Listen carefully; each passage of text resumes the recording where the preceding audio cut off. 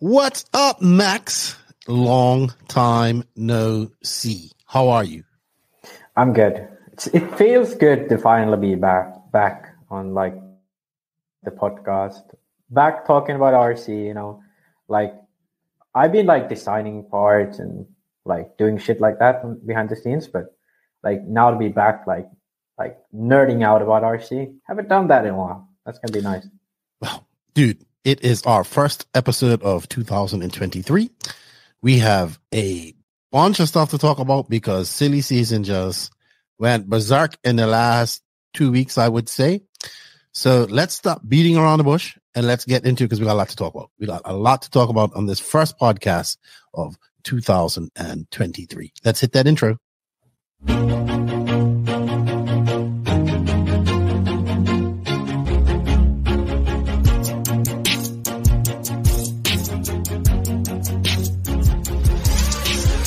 Nitro is the glory, but e-buggy pays the bills.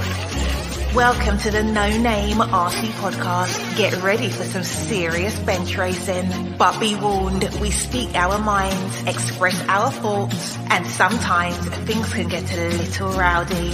Hate, and he just was influenced by the hate coming from the left, the hate coming from the right. And let's get back to more club racing and less of this money-grabbing book racing. It's hard not to be arrogant when you're always right. You know? See what I mean? That's exactly why people call you arrogant, Max. You may not agree with everything we say, but it's definitely worth a listen. And our pick, can you stop whatever you're doing? Join your host, Lefty the Great, with co-hosts and guests as they get together to chat RC. Hey, after that race that I watched this morning, I have to talk about it.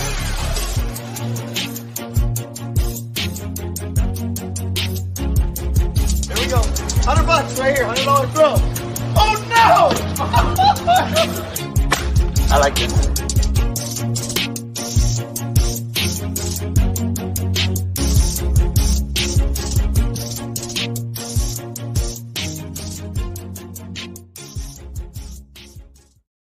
Yes, indeed. Yes, indeed. Nitro's the glory, but e-buggy pays the bills. What's going on, everybody? Welcome to episode number 218 and the first episode of 2023 of the No Name RC podcast. I'm your host, Keenan White, aka Lefty the Great.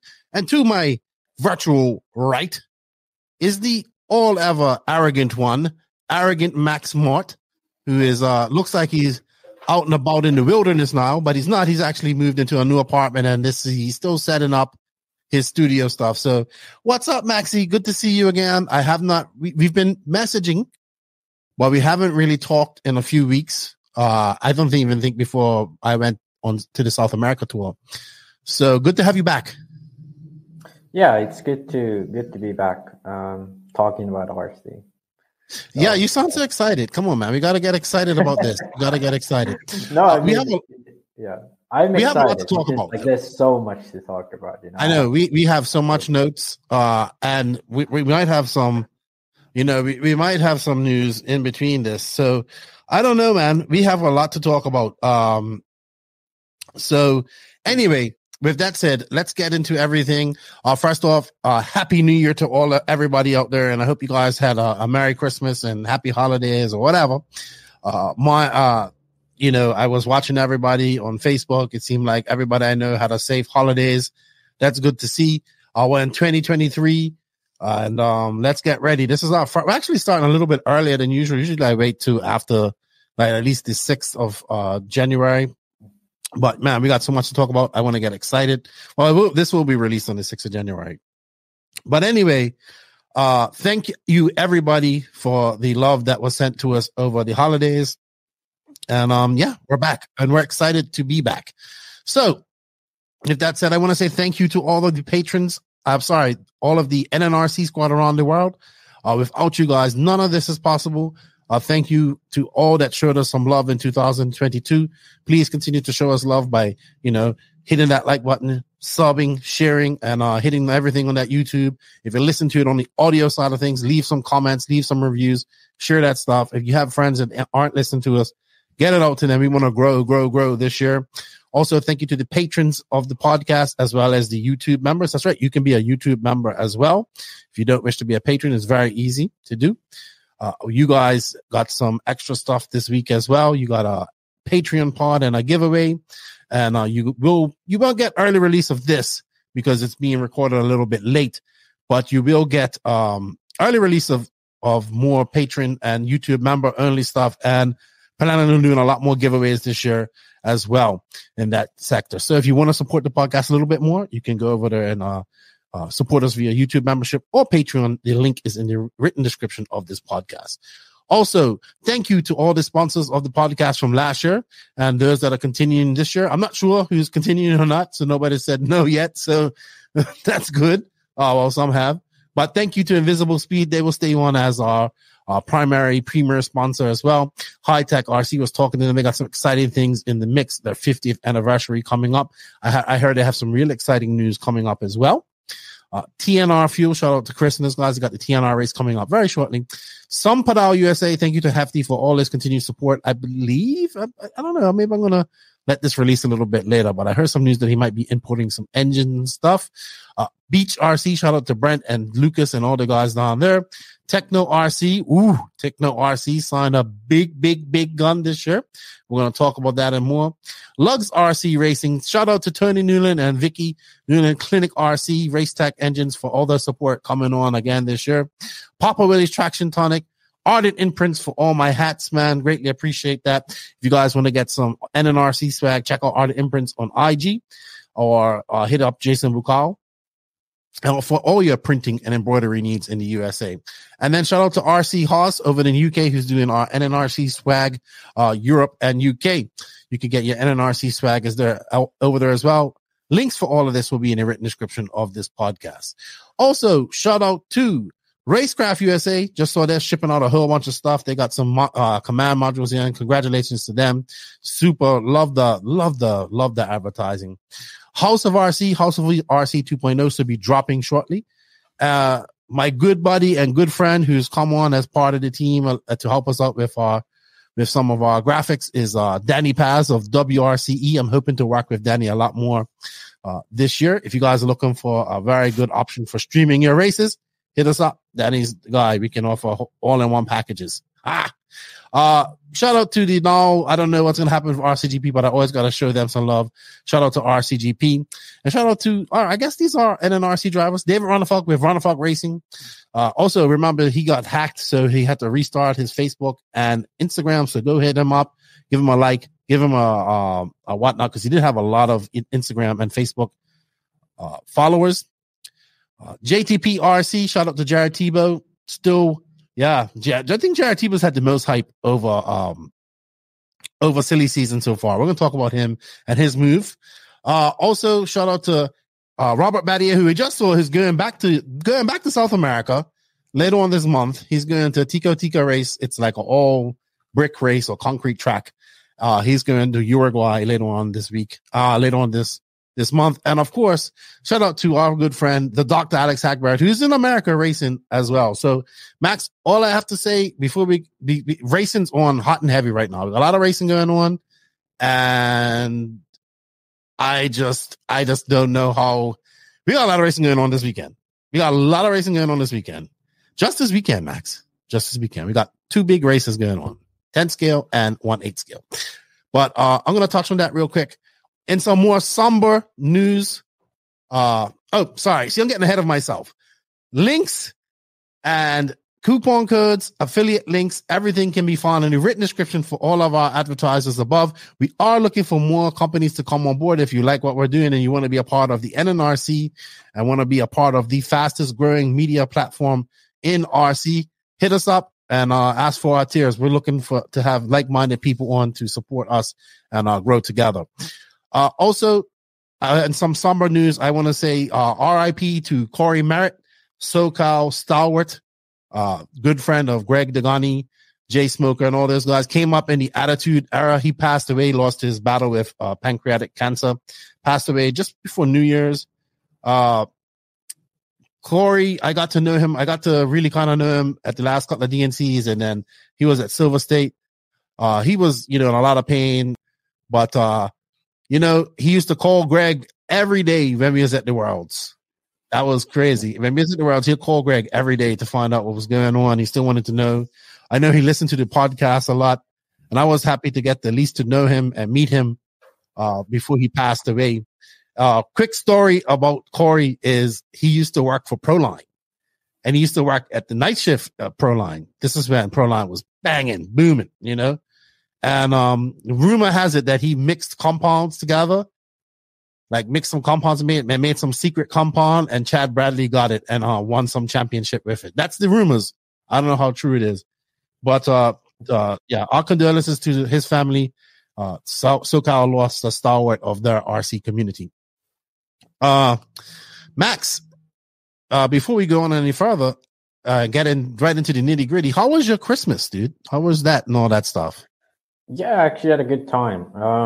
Like finally after COVID, had all of our, you know, related family together, spend time together and just hang out, and yeah, I had a lot of fun. Just chilling mostly. Like at the end of the year, just had a lot of school stuff. Then pretty much been on holiday since. Obviously, I moved last week, so that was a bit of a thing. But yeah, I've been just like taking some time off finally. Yeah, I get it. I get that. So I guess you went up and spent it with your family or your girlfriend's family or what? Yeah, okay. My family. She was there with her family, so we are a few weeks apart. But yeah, now we have our new apartment and been just like trying to get all furniture set up and shit. Well, I appreciate. I gotta say, not a huge fan of moving. Who would have known? Get used to it. You're probably gonna do it a few times in life. Yeah, probably have to, but. Get used to it. My Christmas was very quiet. I was very, very tired and fatigued after that 4 weeks on the road. And it took a while to get back. I'm getting old. I'm out of shape. I know I need to get in shape. But basically kind of rested up. Christmas was quiet. It was very quiet. New Year's was even quieter. I don't even think I stayed up to 12. No excitement here on that term, on that. My excitement was watching my kids open up their gifts on the 25th. And that's about it, man. Over 8. Yeah. Drank a few beers. Like, that's about it. Nothing too special. Yeah. Nothing too special. I'm not a huge sort of, like, have an amazing New Year's party or shit. I do love Christmas, though. I'm just like, fucking, it's Christmas, it's New Year's, it's just like fucking hang out. You know? I do like Christmas. But I do like Christmas. New Year's, that hanging out till late is, I'm past that. I'm getting too old for that shit. You used to have a lot of time to do that. Yeah. But very quiet. I try to turn off for a bit, but as you know, that's impossible, especially with, it seemed like little moves were being made, and man, it's been hard because so many people have been asking me where this person's going, who's going where. I know you know who's going here, and I know a lot of things. I just can't say them all. But we're going to talk all about that this week on this podcast. And you know what? I think we should just get kind of right into this stuff, man. What do you think we should start on? Should we just go? I don't think we're going to do any sponsors or anything like that. We're just going straight into, we're going to talk about it. Let's get into the RC news. Then we'll get into some questions, because the RC news, we only have really one subject to talk about, and I know somebody asked about this in the RC questions. So I think one of the biggest news coming out that wasn't silly season, but it is silly season related, was the Horizon Racer Payout Program. Now, this does link it to silly season as well. But yeah, let's talk about this, because a lot of people are, the people who like TLR and are loyalists to it, they seem to be all about it, which is expected. The people that are now out of TLR because of things like this, they're obviously against it. And then, of course, we have the internet and everybody's going crazy. And I think this might have had a bunch of comments on one of my posts over Christmas or over when it was announced. This was definitely one of the biggest posts on Live RC, I think. The Racer Payout Program, like not taking into account the silly season stuff, obviously, but like general news, I think this was probably the biggest news piece of the silly season time. And I think, like, hard to say what the overall reception was. It was pretty much like, you know, some people liked it, some people didn't, but I don't think it was that big about, you know, people were just like talking shit about like whatever. I don't know, like not about it's gonna be yeah. Mm-hmm. Go ahead. Sorry, I didn't want to cut you off. I'm trying to make an active effort not to cut you off. Yeah, it was like it's hard to tell what the public perception of it was. But yeah, before we go into like what we think about it, I think like programs like these have never really hurt brands. So like, I think the overall reception was pretty good. I mean, some people were like, "Oh, if you buy like what." I saw some shared posts, like people shared that if you buy VP Pro tires, you get them for so cheap that even if you don't win, it's cheaper than getting the payout and buying Pro Line. But like that's I don't know, like tires are a thing that, in my opinion, like that's not you should buy the right tires and you can win, not try to get the payout. Chassis, it's a different deal, but yeah, I kind of like the fact that they do it for all of their brands. So if you drove those brands, you get the benefit. All right, so let's for those who don't know anything about this, let's just give a quick synopsis of this. So basically, what Horizon's done with their race program, which is TLR, Proline, AKA, and Spectrum, they are so what they've really come up with is a contingency plan, and we had this at JQ Racing as well. So it's a cash contingency. It's called the Racer Payout Program. They have a contingency program totaling more than $360,000. They finally fixed it. Available for qualified races. These incredible brands will offer contingency opportunities for racers competing in 1/10 two-wheel drive, four-wheel drive buggy, and on the 8-sail side of the sport. I'm glad that they called it a sport. So they're going to have contingency for Nitro Buggy, E-Buggy, Nitro Truggy, and E-Truggy. Yeah, you can add it to the stream, Max. Let's add that. Yeah. So it will reward drivers from the sportsman level up to the pro ranks and will pay out the top 3 drivers. The top 3 drivers make the podium and get paid cold hard cash, no gift cards or credit here.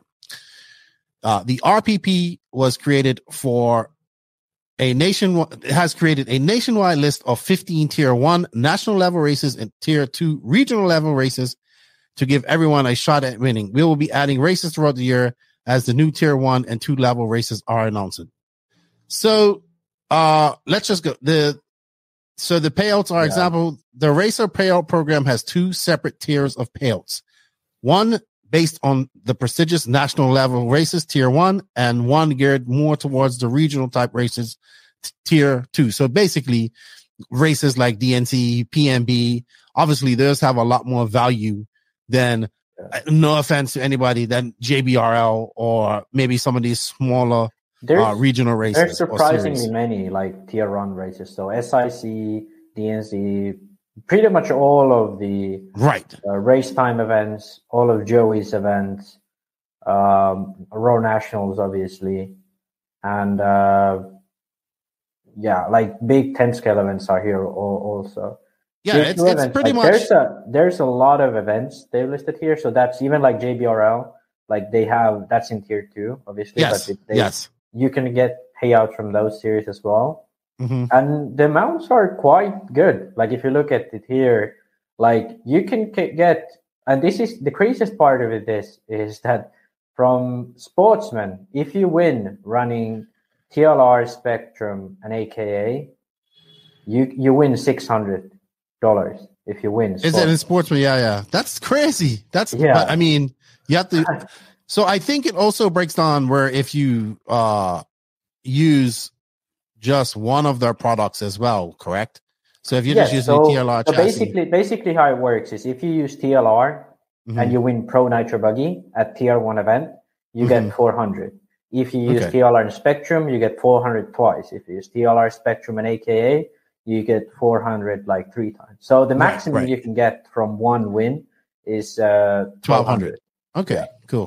Got you. From Pro. From Sportsman, it's obviously lower, as you can see here. But I think the payouts are pretty good. And I see that they're only paying out for the top 3. I believe when we did it at JQ Racing, we paid up to the top 10. Depended on the event. It really depended on the event. So we had it like bigger events, it was top 10. Smaller events, it was top 3. Dude, we had DNC at like $5,000 or something like that, or $3,000. Yeah, we had big, but the thing is, the issue was, with DNC first nitro buggy. Yeah, in my opinion, the issue of these payout programs is that the guys who are gonna win pro classes are most likely, not having to deal with this contingency anyway. They have a contract, Right, they have contingency. I get what you mean. But so then the guys, that part of it's like null and void. This is more for the intermediate drivers and sportsman drivers, which is great.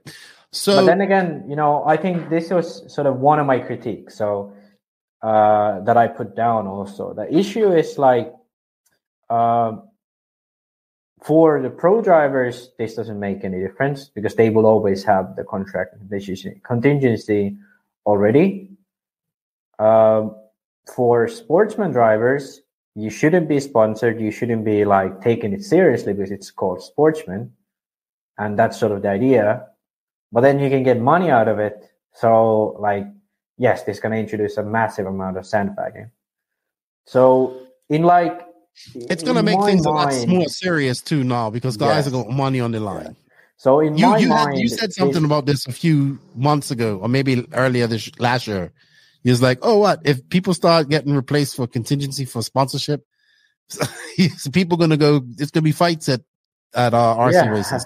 Yeah, and that's, in my opinion, the biggest issue, and to be honest, like the only issue of this program is that it pays down to sportsmen. Because yes, I do think it's nice that sportsman drivers can get something back, but there is no proper regulation of what is a sportsman. Like, I mean, every single big race last year, I saw Facebook posters, the guy who won sportsman should have been in intermediate. Yeah, but I didn't even want to open up this can of worms this has opened up, which is the same can of worms we get asked every freaking race. Who can sponsor guys running sportsmen? And it comes back to the simple thing that sponsorship does not equate to ability. Yeah. And also to me, it like if you want to have classes that like have monetary value, like here, it like if some guy just said like, I'm going to buy my shit, like, like if you were Ryan Mayfield, or let's take a better example. If you were an old retired pro and you were just like, well, fuck it, I'm going to go privateer and run every single, like sportsman class as a privateer and went to every single race, you could easily get like a few thousand each race back from this program. Okay. So like if you, I'll count it up so people can sort of understand what I'm going after. Okay. So basically, if you went to Sportsman Nitro Buggy, Sportsman Nitro Truggy, and then you ran 40 plus Nitro Buggy, then you ran these three classes. Oh, it's also E-Truggy and E-Buggy.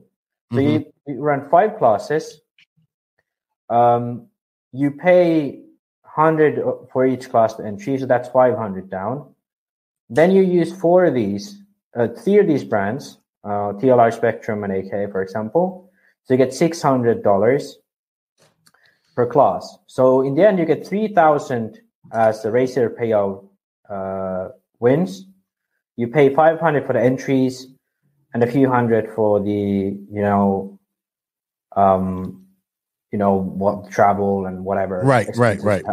So in the end, if you were a really, really fast driver and you'd be sure you can win all of these classes, you could just get to race around America next year. All of these races you could go to, race essentially for free, and hang out with your friends. For free. Now the problem is now you're gonna give people ideas. No, but like I know what you mean. Theoretically, you can do this. Yeah. So, and the thing is, like, if you are, a guy who, and the thing is, the silliest part of this is that I'm like the guy who, signed up as the trophy hunter for intermediate and pro, whatever he did. Guys like that will 100% do it because you can buy just one TLR car few sets of tires, an engine, shit like that.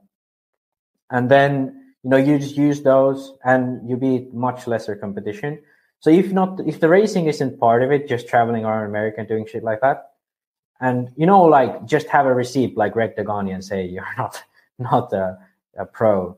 So like that to me is the biggest issue.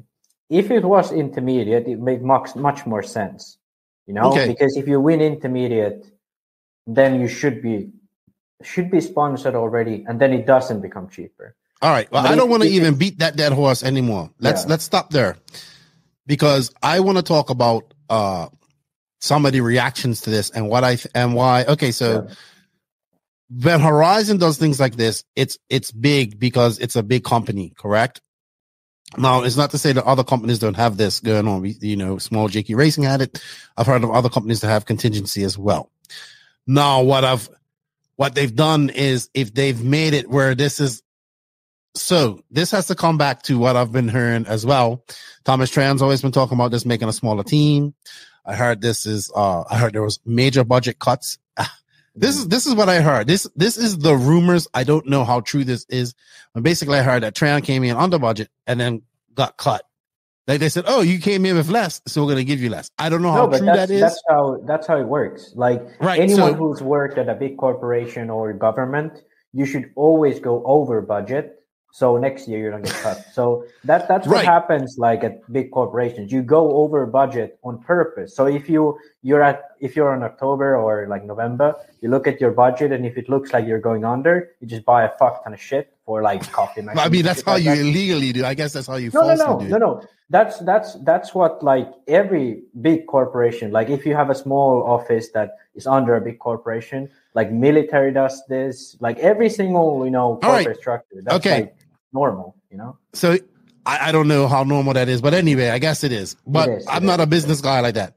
But they came in, and I don't know how true this is, but I think this is why we have to touch on SillySeason. That's why Cav's not there. And we saw a few. I know, like, there's a lot of guys that were out on TLR that were on big deals. They don't have them no more. They've been dropped. I heard like guys got dropped to 50%, and 50% got dropped to 30%. And then this whole you can get this contingency plan is to make up for the percentage that they don't have, and people aren't happy about that. I mean, I saw like Charlie Mariona, who's a very talented 10 scale racer. He's knocking on the door of the A mains at these. He's made some A mains, but he's knocking on the door of racing, of making them steadily.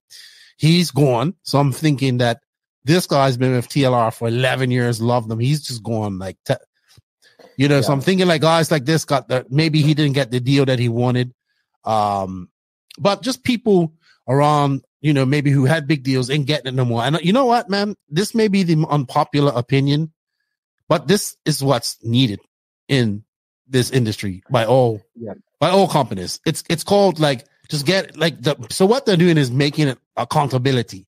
So basically, okay, you want a big deal here, you want to get your money off. Well, here you go out and race. I know people can say, well, I have to come top 3, but should be the goals you're aiming for. You should be aiming to win and all this type of stuff. So what it does is it gives this sponsorship to people who are being sponsored accountability to see, okay, are you worth your deal? Are you coming first, second, third at these races? Are you doing well? So you are supplementing what you lost with your deal with contingency. And then maybe that changes next year where you get bumped up. That's kind of how it should be. But you have to do that with a smaller team, and you have to be able to monitor it. So I think a lot of people that are really against this, obviously because it's Horizon, it's not new. It's happened. I mean, maybe not deals haven't been bumped on like this and stuff like that, but it gives accountability to the company, because if you do well, you get rewarded. Mm-hmm. Right. And it gives accountability to the person who's racing. So that way you don't have guys that are, I'm on a 75 deal and I have only raced once this year.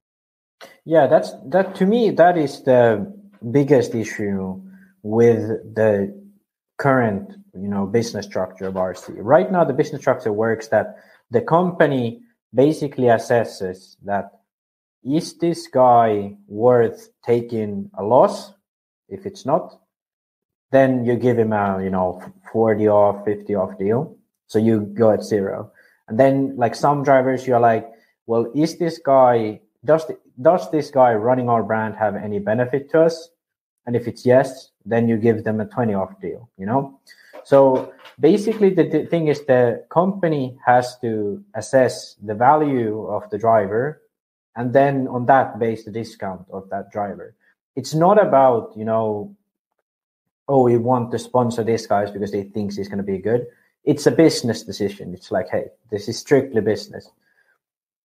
These type of programs are better because it puts an incentive to both parties. It puts out an incentive for the driver to win, to get Horizon exposure, and then Horizon pays back as money. So there's incentive to both do the right thing, get first at races. Now the sportsman and intermediate and that angle I talked about earlier, that makes that more, not that, nice. It makes it a bit more difficult to do it proper incentives, but the incentives are still there. You go to races to win. I think if they would just cut out sportsmen, this would be fine, totally fine.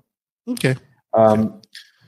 So to me, do you think we're going to see more companies follow suit like this? Because I think it's going to come to a point. All right, so Mayako done it their kind of way. We see Horizons doing it their way.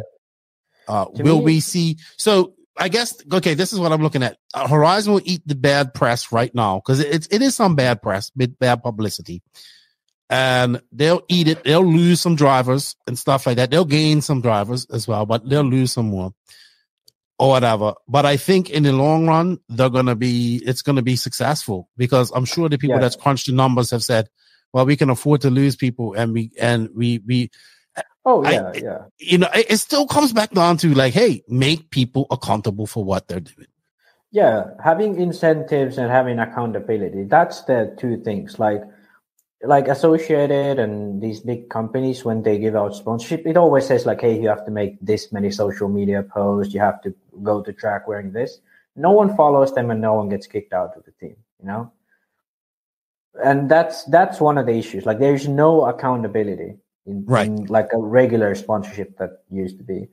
Well, it still is, but it's like people have certainly tried to find a way.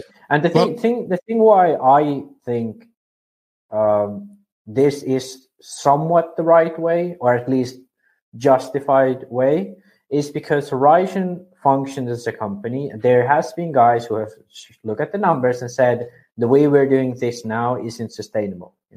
Someone has said that and done this. They wouldn't. Of course, it's not sustainable. We've been saying it for a long time. So we're going to see more adjustments. To me, I think we're just going to see more teams doing things like this.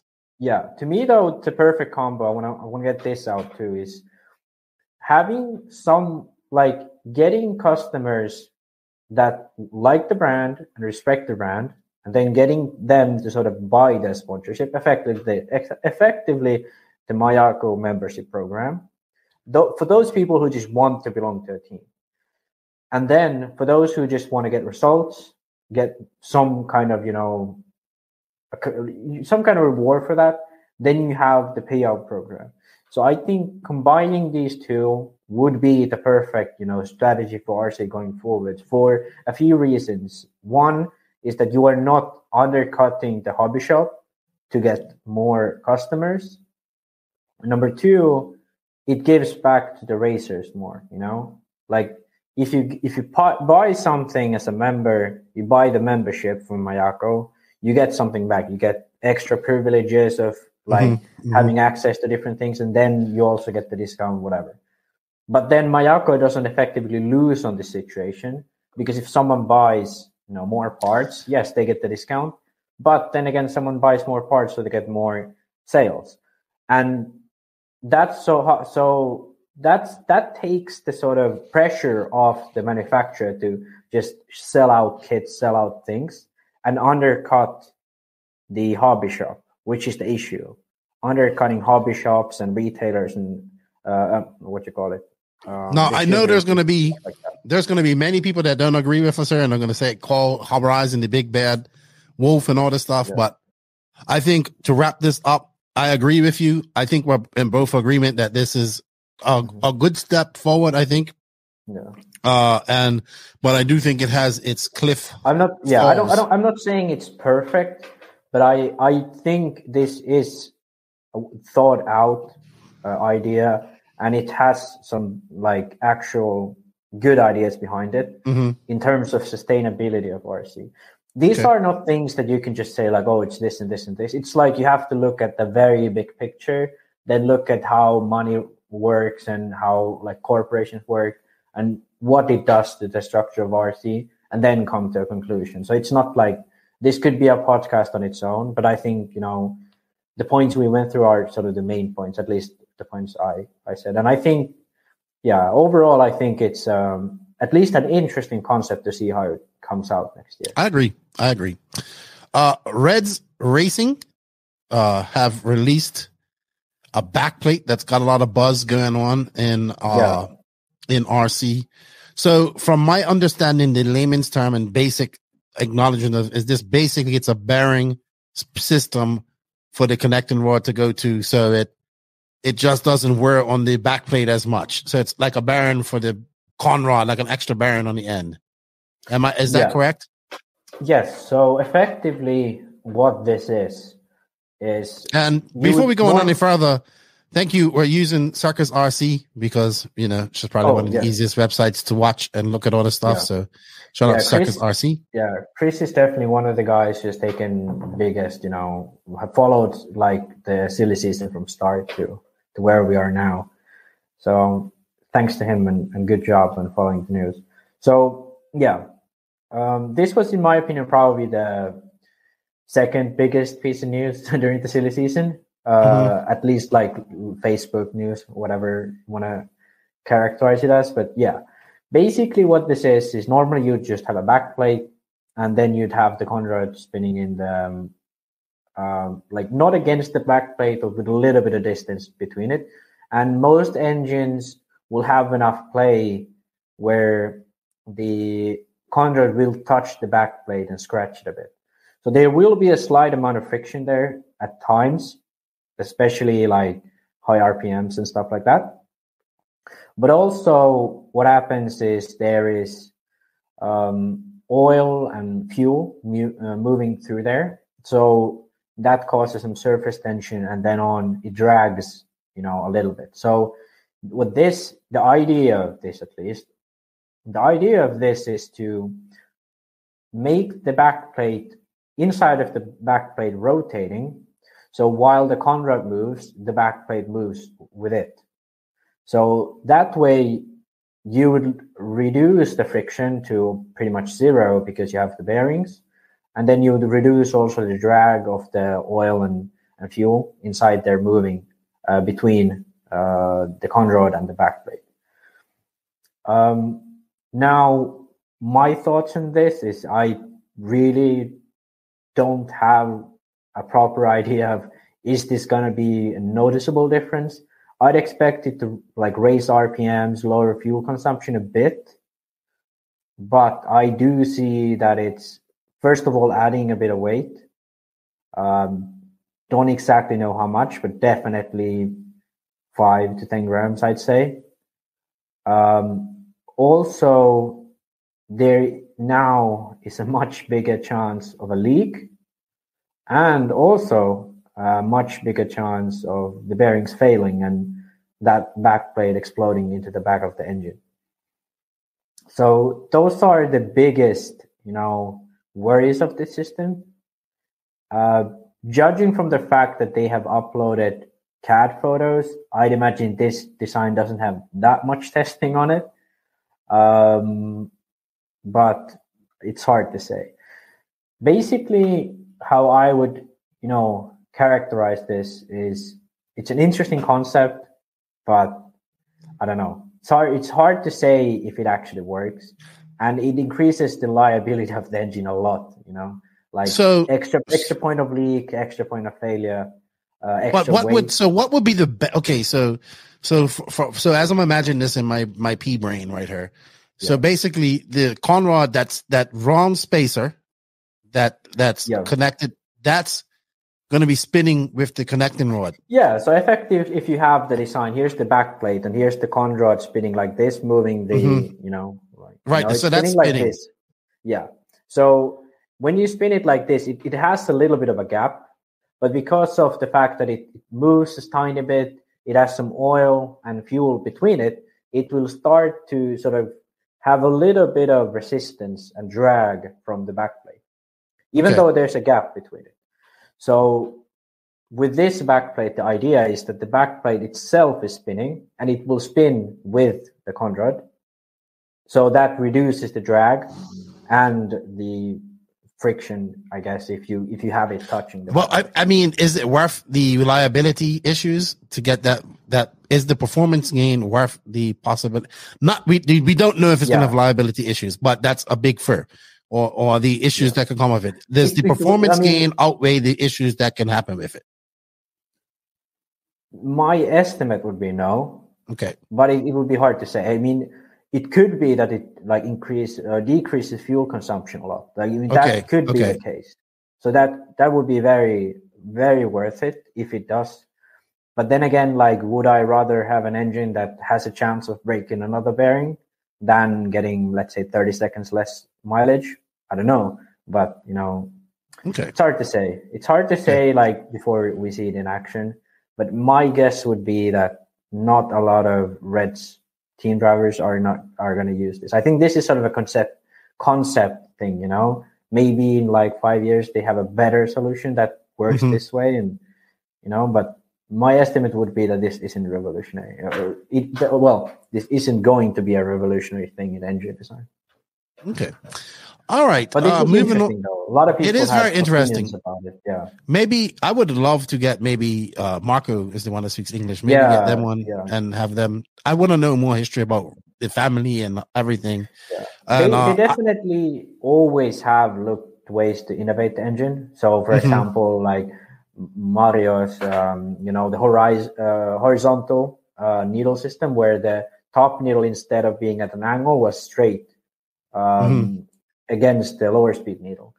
I personally like this in the way of, it had some benefits, the throttle feel, but the tuning was really difficult. So maybe they'll revisit it in the future with better materials and better technology. But this is how we go forward too. There was things about it that was better, but hard to say if it will ever come back again. And they have settled on the 3 needle setup, like the OS and pretty much all existing brands with middle needle, low speed, and top at an angle. Okay. We're gonna touch on this. Joseph and I did talk about RCGP not continuing in 2023. I want to touch on this real quick because you have it here in the notes, and then we're going to go into some questions. As we know, it's not continuing in 2023. I talked to Isherwood yesterday, and he says he's still working on things for RCGP. So I don't know what the plan is with this. If he's going to continue it or not. I mean, I'll be honest with you, it's going to be very hard to continue this after a year off. Or what happened? I think the brand is known enough. It's still viable and viable enough where it's not worth it to just throw it out. It could be a virtual series. That could be one. Another way to do it could be, like special events. There has been ideas. Maybe that's like a one-off race. Maybe a race team that can be sent to do races. Who knows? Yeah, something like that. And definitely, David is passionate enough about this project that he won't just like quit and forget about it. He'll definitely try to figure out a way to make it work. Maybe in another form, perhaps find a way to do the serious thing, but better. But I do hope we find a way to do a World Series. Maybe we need to just say that, hey, we can't use that much money in media production or whatever. And then just be like, hey, let's just have these guys compete with each other. Maybe choose like existing races that agree to do it some way, And but I think, like, to be honest, in my opinion, the biggest reason it failed was not that it didn't do a good enough job. It was just like people didn't want it to do a good job. People didn't want it to succeed. Like, brands actively boycotted the series. Brands actively tried to undermine the series. And I think that is a big reason why it ended up failing. Not that RCGP itself did a bad job or a worse job or whatever, we would argue. I think it's just that it takes things like this take time, and it takes, like, something like F1 or MotoGP or LMP1, for example, or even the World Rallycross Series. Like, those things have took like many tries to get it right, And I agree.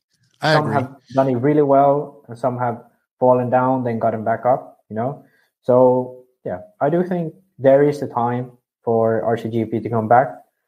But yeah, not this year. I mean, for all purposes, we do have a series. It's just not in America. We have a series. You can go DNC, PNB, Silver State, Nationals. Probably throw in Wicked Weekend or AMS or one of those races. And you have a series there in America.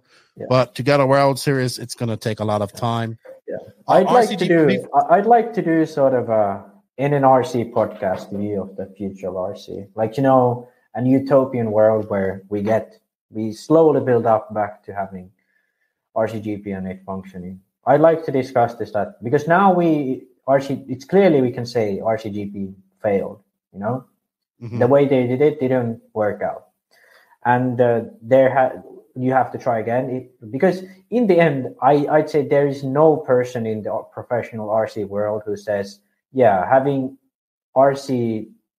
professional media production and a professional World Series is bad for RC. I don't think there is anyone in working or like actively liking RC who's like, this is a bad thing. So we all, at least my assumption, we all would want something like this, but perhaps we need to find alternative ways to make this happen. And I'd find that way for sure. I agree. RCGP wasn't perfect, but there was lots of other things that happened that made it hard to. Yeah. I hope it comes back in some form.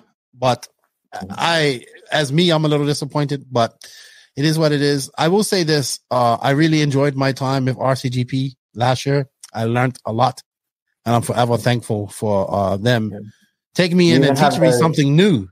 Yeah, you even have their shirt on. So. Yeah, I know. It's comfortable.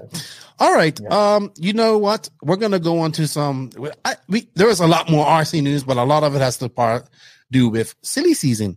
So we're going to go on to some questions here. I think this year, the questions is going to be sponsored by Invisible Speed. It only makes sense because it's usually JQ and you answering an Invisible Speed bench racing Q&A. We haven't gotten all that worked out yet. It's still early, but, remember, everybody, you can get Invisible Speed and make your speed visible. That's what you got to do because it's really good. The book or the course, check it out. And soon to come, I guess, clinics. I didn't even talk about with my South America trip because I went talked about it in a whole podcast. So I didn't think it was needed to talk about it anymore. Looking at your social media was quite a success. Thank you. I kind of burnt out by Chile. It looked Chile. really fun and then they were like, "Stop posting! You're posting too fast." This is Robert and JQ. We need to post too, so I had to stop posting. Yeah, you're a professional social media influencer, Some days. Before we go on, did you see that there's a new Raw president, right? Oh yeah, that's definitely good news. What I heard from him on the podcast where he was on, he was positive, and I'd be very excited to him getting more in contact with EFRA, having, let's say, a meeting a year with the people at EFRA, and getting more in contact with FEMCA for more, and trying to get IFMAR actually functioning. Because, like, I checked yesterday, but I was trying to find out the dates for the 8-scale electric worlds, which were rumored to be next year. Like, everyone's like, yeah, it's going to be next year. Many brands have prepared for it. But where the fuck? No dates, no announcements, no nothing. No decisions made yet. No decisions made. And the thing about that was like at the EFRA AGM, there people said there was gonna be the worlds in Europe for 8-scale electric off-road. Okay. Right now, no clue. Is it even happening? What the fuck's going on? And when you go to IFMAR's page, there's like a picture of an old rusty motor and then a text under it that's like motor regulations. Like, come on. Like, I was showing my girlfriend and she was like, what the fuck is this? You know? And that's like, I said, yeah, this is the highest federation of RC racing. It's embarrassing. It's embarrassing. It is definitely embarrassing. But congratulations to Clayton Young. He has a lot on his plate. I think he takes over next week. I was talking to him yesterday. Lots to be done at Raw. Lots to be done, and he's got a lot to do. And he's gonna need good people on his side to help make that happen, and patience. And congratulations to that. So we're gonna go on to our invisible speed bench racing Q&A. Now we do have a lot of questions about SillySeason, people. I will read your question out, but we're gonna talk about SillySeason, so it doesn't make sense talking twice about it. So we will read your question out because I know people want to get their questions read out, but we probably just going to skip over this and go right to SillySeason because we have a lot of questions and we have to get through them. So first up, we're going to go for our Instagram questions. If you guys ain't checked out our Instagram, remember we lost it. We got a new one. We're almost at 1,300 followers. Help us get up to 2,000, or at least get us up to 1,500 here. Reese Cup. Why don't 8-scale cars, trucks use a chassis protector? Thanks. Love the podcast. I just think because they get destroyed too much. Yeah, they don't last. Most 8-scale tracks aren't watered a lot. Like something like, I don't know where this racer's from, but like if you know Thunder Rally, you go there, the track's not watered. Yeah, it's so abrasive. Chassis so abrasive. So, and especially in Europe, the tracks are effectively concrete a lot of times. So yeah, chassis is just too much. I think also maybe you use so many screws underneath there too. That is definitely an issue as well, but I'd say the chassis wear is the biggest. Yeah, it would be too wear. I mean, we factor in chassis wear. You know what I mean? Yeah. So yeah. Paint by Jen. Is everything getting diluted with so many different classes, vehicles? Would it be better to keep it simpler? I'm not just talking about 1/8 buggies here, but the whole hobby. Too much choice for the newcomer, giving no direction into actual racing. 100% yes. 100%. Yeah, I would agree with that. There's definitely, I think it's people get tempted to run too many classes too fast. Yeah. So I've given some of my thoughts on this before. This is a subject that could award itself another podcast. Keep it short, Max. Maybe I do. This year I'll do like 10 video about it. Patreon only podcast about me ranting about the RC world and how I'm gonna fix it.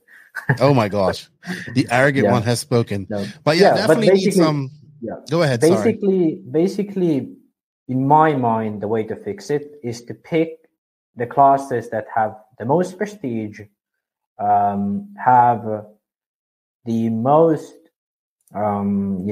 interest, that are the most interesting, and have the most people in them already. Pick those classes, put your effort into those, and then the rest of the classes keep them as a hobby, not as a professional whatever. Because when you have like even on the racer payout program, you could run 5 classes at one race. Just too much. It's just too much. So having, let's say, 2 classes per big race, I think that would be a great start already. I do think Truggy is a nice class for hobbyists, but I don't think it should be a professional class. I don't mind bad habits.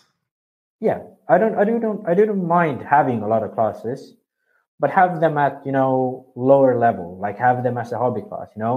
Like if you look at full scale racing, there's lots of different classes, like classic cars, historic cars, things like that. You don't race world championship for historic class, So that's what I think. Okay. I would have to agree with you. Let's move on. Hyper Fox 2.1. This guy's so savage. And why do people give a shit what Ogden does? He hasn't done shit in years. He must be talking about his recent move. We'll talk about Ogden's move to TZO. And he also asked, what the fuck happened to the GOAT? Did Techno drop T-Bone Jones for RM big paycheck? We'll talk about that shortly.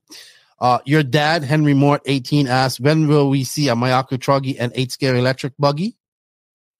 8-scale electric buggy prototypes, we have had them since DNC last year.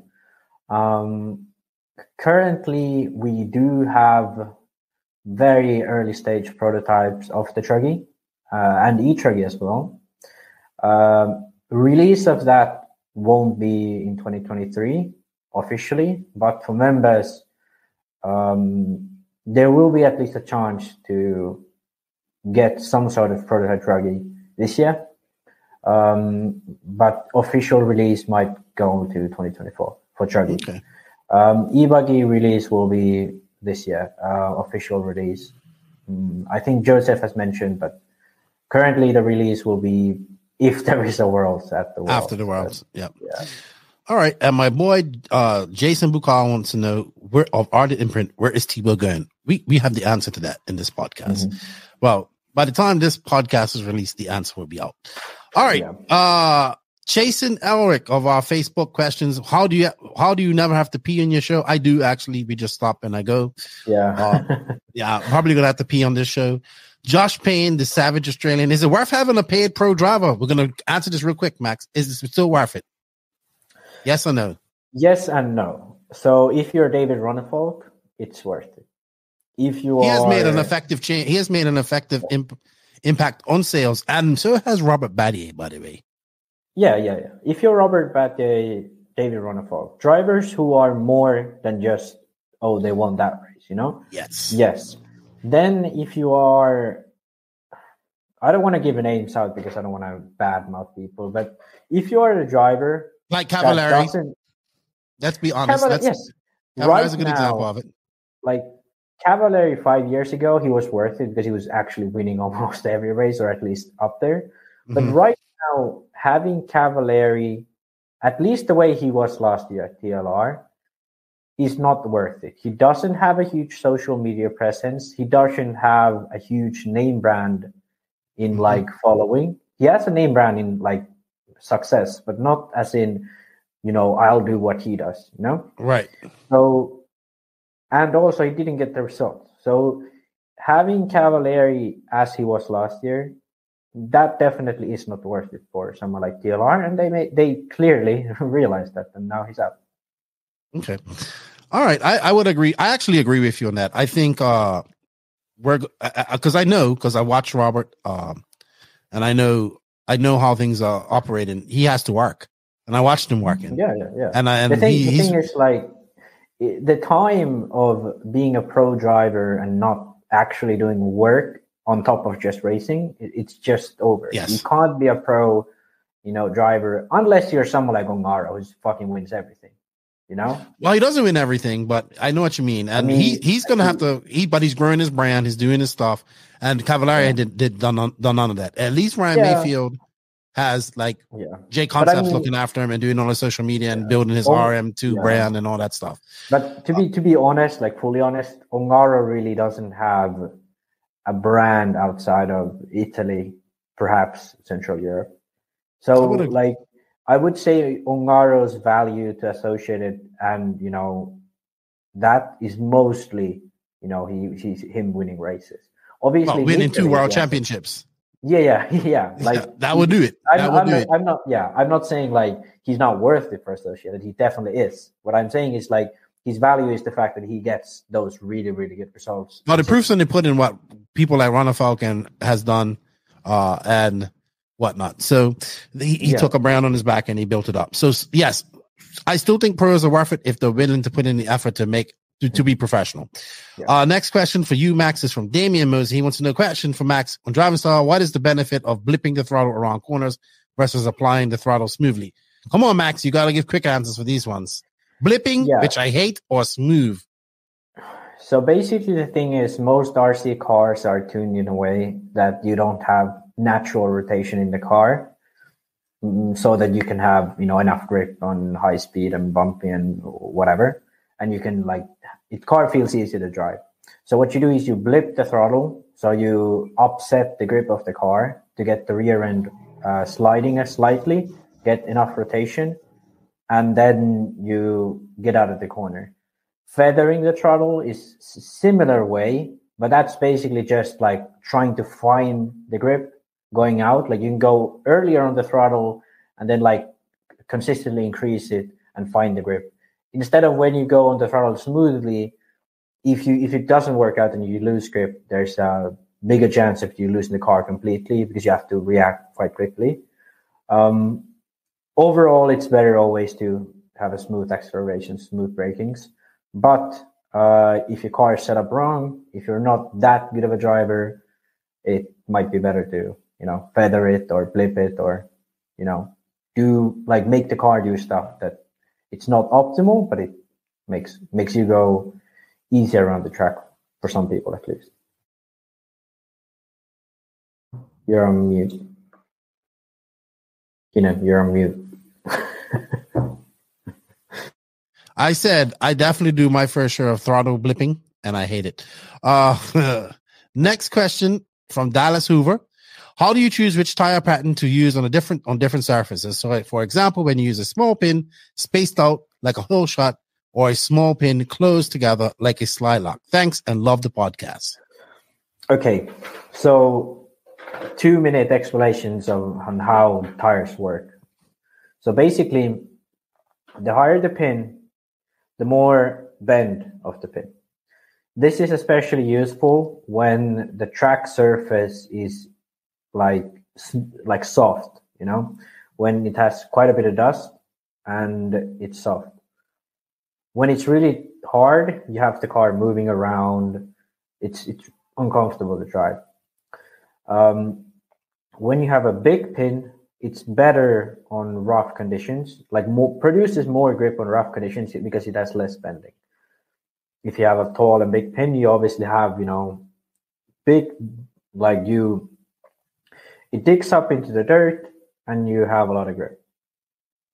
Then small pin is when the dirt or the dust on the track is very, very fine. So you have dust on the track and the track surface is soft, but you have a very fine pin that sort of, twists or bends and cuts into the surface of the track.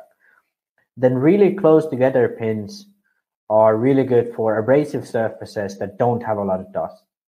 So effectively, what I'm saying is the spacing between the pins, less spacing, less space for the dust to go, more spacing, more space for the dust to go, less spacing, bigger pins, longer or less tire wear, and more spacing, smaller pins, more tire wear. And effectively, on abrasive surfaces that have a lot of dust, you have medium-sized pin with quite big spacing. Then, something like, enduro, I don't know if people still use that, but like big pin that has quite a bit of spacing.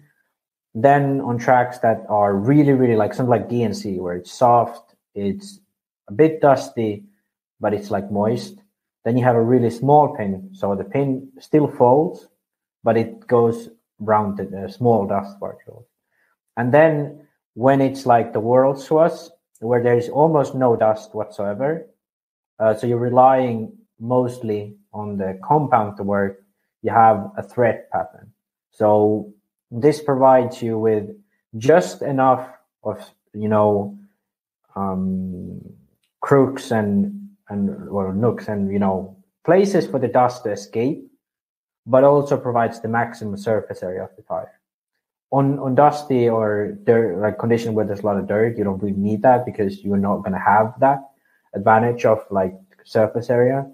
But when you have a clear blue groove line, you effectively want to have the maximum surface area relative to the amount of dust particles. So That's the best I can do for 2 minutes. If I had 5 more minutes, I'd probably get You meant 5 minutes, by the way. You ready to go 5 minutes, but I agree with your explanation. Yeah. We have a lot of questions to get through. John Moore, when is Barry Baker coming back on? I don't know. When you piss him off again. Right now, you got 2 guys that dislike you: Jeff Keaton and Barry Baker. Jeff dislike me? Jeff's always disliked you, but now he's looking for some comments on his Facebook. We should have you and JQ versus Keaton and Baker. I don't know how I'd moderate that. Yeah, I don't know. That would be hard. I would like to have discussing what's great about RC with Baker podcast, because Barry Baker he knows deep in his heart that I'm right, and he knows deep in his heart that we agree on most things, because he's a smart guy, I can see it. But he just has, he wants to be, not agreeing with us because we are on the opposite side. Keaton ripped you a new one on Corey Jordan's podcast. What did he say? Oh, you got to go listen to it. I mean, he brought up some good points about some of the companies and drivers, which I appreciate. But Keaton, he definitely has something for you. Yeah, but, I'm supposed to do a podcast with Corey, but Christmas and all the shit I had to do kind of fucked us up. So maybe we were supposed to do a podcast shortly. So maybe you'll see me on there. Yeah, shout out to my boy EKG 24,000. All right, Benjamin James asks, who is going to win Mod at Clash of Champions, which is a big 10 scale race that's happening at Who's the Hobbyplex this weekend? Mod will have coverage. I'm geeking out over this. I'm gonna be a fan. Simple. I'm gonna go to fan. Yeah. Mod. I don't think for 10 scale in America, you just always pick fan at this point. Pretty much. Who else? But it's gonna be a lot of 10 scale on the podcast, and we're actually gonna have a talking about 10 scale. Is Mayfield quitting 10 scale? Is he Someone mentioned this to me today, but I don't see that happening. Don't see it happening. We'll talk about that in silly season. Is he going to this race? No, he's not. But Ty is. Yeah, well, Ty goes to races when he can get out of Canada. Dallas Hoover. Another question from Dallas. He races mainly 10 scale carpet. What 8 scale car drives more like a 10 scale car, a ball cup car, or a C-Hub car? And what diff fluid weights would you recommend to make the car handle more like a 10 scale car? Thanks, love the podcast, Max. 2 minutes or less. Well, the thing is, TLR is probably the most 10 scale 8 scale buggy. The issue with that is, due to the fact that our tires are very different, if you want 8 scale buggy to handle well, it doesn't handle like a 10 scale buggy. Wider, shorter car relatively, and more weight relative to the tire, surface area. So, and also bigger tires in diameter. So effectively for 8 scale, you don't really have a way to getting a 10 scale type car, but TLR is probably the closest. But TLR is a very aggressive, hard to drive car. I'd say pivot ball cars are definitely not the way to go if you want to feel like 10 scaler. So C-Hub car. Obviously I'm going to suggest Mayako because it's more tunable. But HP, TLR, and Mayako are probably your best bets. Heavy diff fluids? Oh yeah, forgot about that. Depends on the car. Like if you buy a Mayako, like something like 15-10-10 or 15-10-5. If you buy a TLR, actually not sure about TLR. I have to say I don't know what diffs they use, but for HP probably something like 7-5-3, something like that. Okay, good stuff. And this is because different size gears inside the diffs. Right, and different size diff cups as well. Yeah, there's a proper reason for it, which I'm not going to go into. If you want to know why, go to my channel, check out the video called Differentials Part 2. So type into YouTube Maximort RC and check out the video called Differentials Part 2. That was a really shameless plug, but yeah. It was great. It was awesome. Yeah. Magnus Bergland, who's freezing his balls off in Sweden. all the changes in the chassis makers, does it mean that no one really cares about what chassis they're going to run, or they just go after as little money there is? Is there a chassis that's above the rest? I think it's a little bit of both. I think they go after money. In some cases, it's just money for some guys. Yeah. And in some cases, I think they go after chassis that they like. But then, I mean, sometimes they go to chassis that they like the most and has the most money as well. Yeah. So it's a little mix of everything. I already gave my answer, but the thing is, when I answer questions quickly, now everyone's like, "Oh, Max is so arrogant." No, I'm just answering your questions quickly. So what was your answer? Yes to everyone. There is a better car than others. Mayako. And, oh my God! You just like really shamelessly like they're gonna be like, this is the Mayako podcast. No, all right, but I mean seriously. I mean the thing is, if I had 30 minutes to answer every question, I could have really good answers to. We'd have a 10-hour podcast. We would have a 10-hour podcast, but like I would just tell why. But now I don't have the time. So blame Keenan for me being arrogant. Okay, there we go. Benjamin James, what do you think about an 8-scale nitro race going to a 2-metal format for the A main? Think double 20, 30-minute races instead of a single 45, 60-minute main. I'm all for it at some races. No problem. Yeah, I still like my long mains, but I still like double mains. We can have them. Yeah, I think it's good choice for some races, but definitely not all races. I do prefer the long mains, but definitely some races could use it. Okay. Zach Ryan down in Australia pissed off at Femke because they just announced he was complaining about the organizations down there. They've announced the Femke race. It's in I think in wherever Scott Yang is, so that's Taiwan, I think, or Thailand, whatever. So that's in March, and tickets are like $2,300 Australian.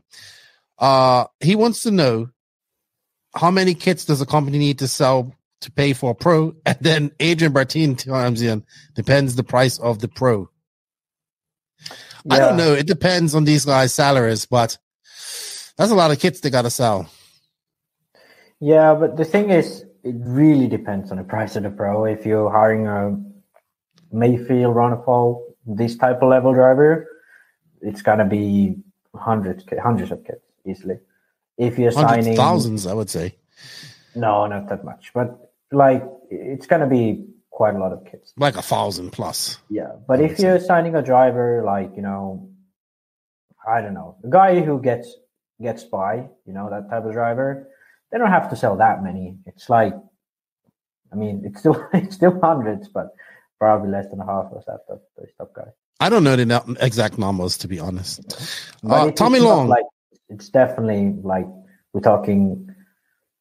Like 1,500 at least for because I think people have to understand that also that a lot of the salary, is not all of these chassis companies are paying big salaries, and some salaries have to be paid, but a lot of the contingency, a lot of the other salaries come in, like travel and all that stuff is split between other races too. It's pretty much like for most of these guys, it's like 50% for salary, and then the last 50% for contingency.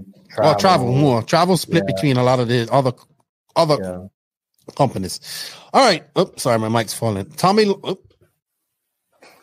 Long wants to know what happened to sportsmanship. There's always a group that holds up the program at big races should they get penalized. If it's through tire marshalling, then we've had this discussion many times too.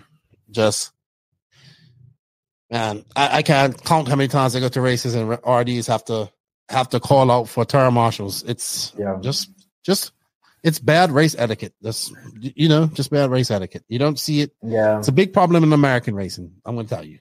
So it's a cultural thing. All right, Joe Zaire Jr., how much should I charge my OnlyFans to support my racing this summer, and how much should I do I have to show? Well, you're racing 5th scales. You got to make a lot of money. You're gonna have to go. You're gonna have to get shaved up and go full balls out, Savage Joe. Yeah. So my suggestion for you is to make more personalized content. That way, you get much more money. So make content so that you have a basic subscription that is pretty cheap, so people get to know about you, and then you make very personalized content, like let's say a very special type of video or something, and then people can pay extra for that, kind of like tipping. So that's the best way to make money on OnlyFans. Oh my God. Joe Zaire, the host of Ran Out of Talent, he's going to race 5th scale.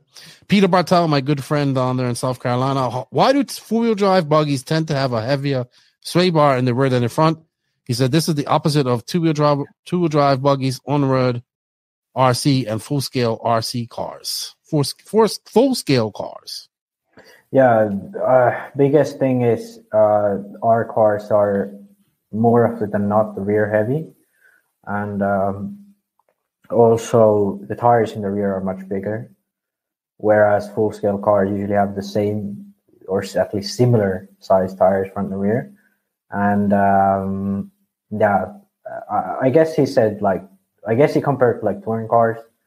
Those are quite front heavy.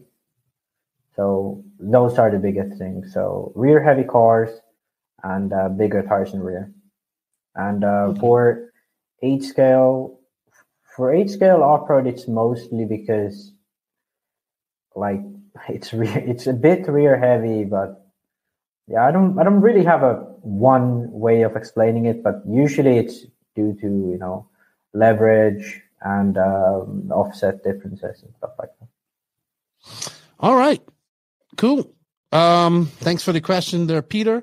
Sorry, we have breaking news going on while I'm doing this. Cavallari to raw speed. I think we have some breaking news coming up here shortly about Tebow as well. So when that breaks, we'll know, or we'll just break it here because nobody's going to see this till tomorrow. Yeah. But Cav to raw speed. That's probably the only place he had left to go. That was a bad comment, but that's very true. Yeah.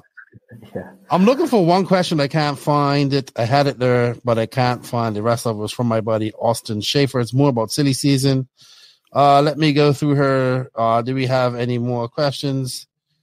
Brett Ryan, any differences between quality and brands of diff and shock oil? Do you know anything, Max? Yeah. So the Japanese oils have usually been the best, like Mugen, Kyosho oils. But those are expensive as fuck, so not many people use them. Like TLR oils have been pretty good for the shocks, but I'm not a huge fan of the weight scale. I don't know what you call it, but CST is much better measurement of the shocks. Most of the oils are quite similar, like Ultimate, TLR, AE. Those are the oils I have used for a while, and I haven't had any issues with those. Definitely for diffs, I do find XTR is a good oil too. But definitely haven't had that much issues with that. For diffs, I've used Mugen oils for a bit. I do find they are a slight bit better for the diff. I don't know if you're on mute, but I can't hear you. All right, sorry. Because I'm looking at the questions, I'm picking through the questions. I'm listening to you, but I'm doing that. I put myself on mute. Billy Card asks why people assume Cav is done because he signed to WRC. We'll talk about that. Justin Hugley wants to know when the next big trip I have planned. We'd love to get you to our Cheyenne Showdown, spend some time in the Wild West. I'd love to get to races too. We got to figure out how we can get me there. Charlie Mack wants JQ's take on Horizon Hobby RPP. He's all about it. That started a whole debate after that. Coach Jeff Warner, will he talk about who wins silly season often? Which company do you think is not having a good silly season? Took more or less than gains? I don't know. We'll do that up. We'll do a final. We'll figure that out. Remember that question. Devin Bera, who's your favorite to win the 2023 Worlds being on U.S. soil? Well, I have this on the notes later on. So I think we'll discuss this later on too. Okay. Chris Trudeau with the silly season. Jay Zauner, is Max going to race more this year, and what races is he planning? Short answer. Euros next year, racing in Finland. I do plan on racing more, but I have not yet confirmed like what type of calendar I'll have. But probably more. You got school too. On, I got school. I'm probably gonna have some work, so I'm gonna probably focus a bit on social media, and I will be racing next year abroad. Like I was supposed to race this year or last year, but got sick before the Euros, got sick before the World. So what can you do? Yeah. Chris Tradu, so for 2023, what SillySeason changes who's looking like the dream team among the manufacturers? We'll talk about that. We talked our Discord questions. We talked about the rotating back plate that was asked about. And I think that's all our questions for this week. Like I said, a lot of them were silly. Yeah, and a lot of them we skipped because they're SillySeason questions.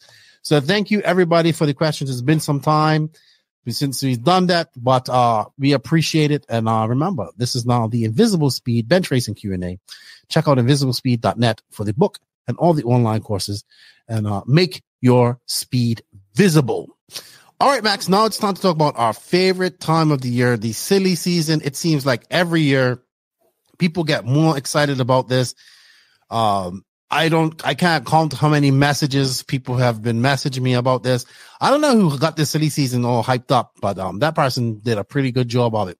But silly season is booming. It seemed it was a quiet silly season. We have talked about moves. We have talked about the moves like Badiego, and he was one of the first ones. Then obviously the move with Mayfield to Techno. We will touch on those briefly as we talk about this, but lots of moves made over her in the Christmas break, and while we was away from recording, lots of moves, chassis moves, tire moves. There's lots of moves that haven't even finished, and they're still out there. Like they're breaking every day, sometimes 3-4 moves a day. So if we miss something, it's because it's just so much going on. We're going to try and get through these as fast as possible and not spend too much time on them. So we're going to start with chassis. And first off, we're going to start out with Mugen and the notes here. So we have the big names out, Mayfield and Badier. No surprises there with Badier being out. Mayfield, not a surprise because I knew this was happening because of talks. Yeah, I do think like it is a bit of a surprise, like considering how well it went, but like knowing the behind the scenes, it's not a surprise, Yeah. They have in now the Killick brothers and Drake. I think Drake has I've said this before, and I actually listened to Jeff Keaton, and I agree with him too on this.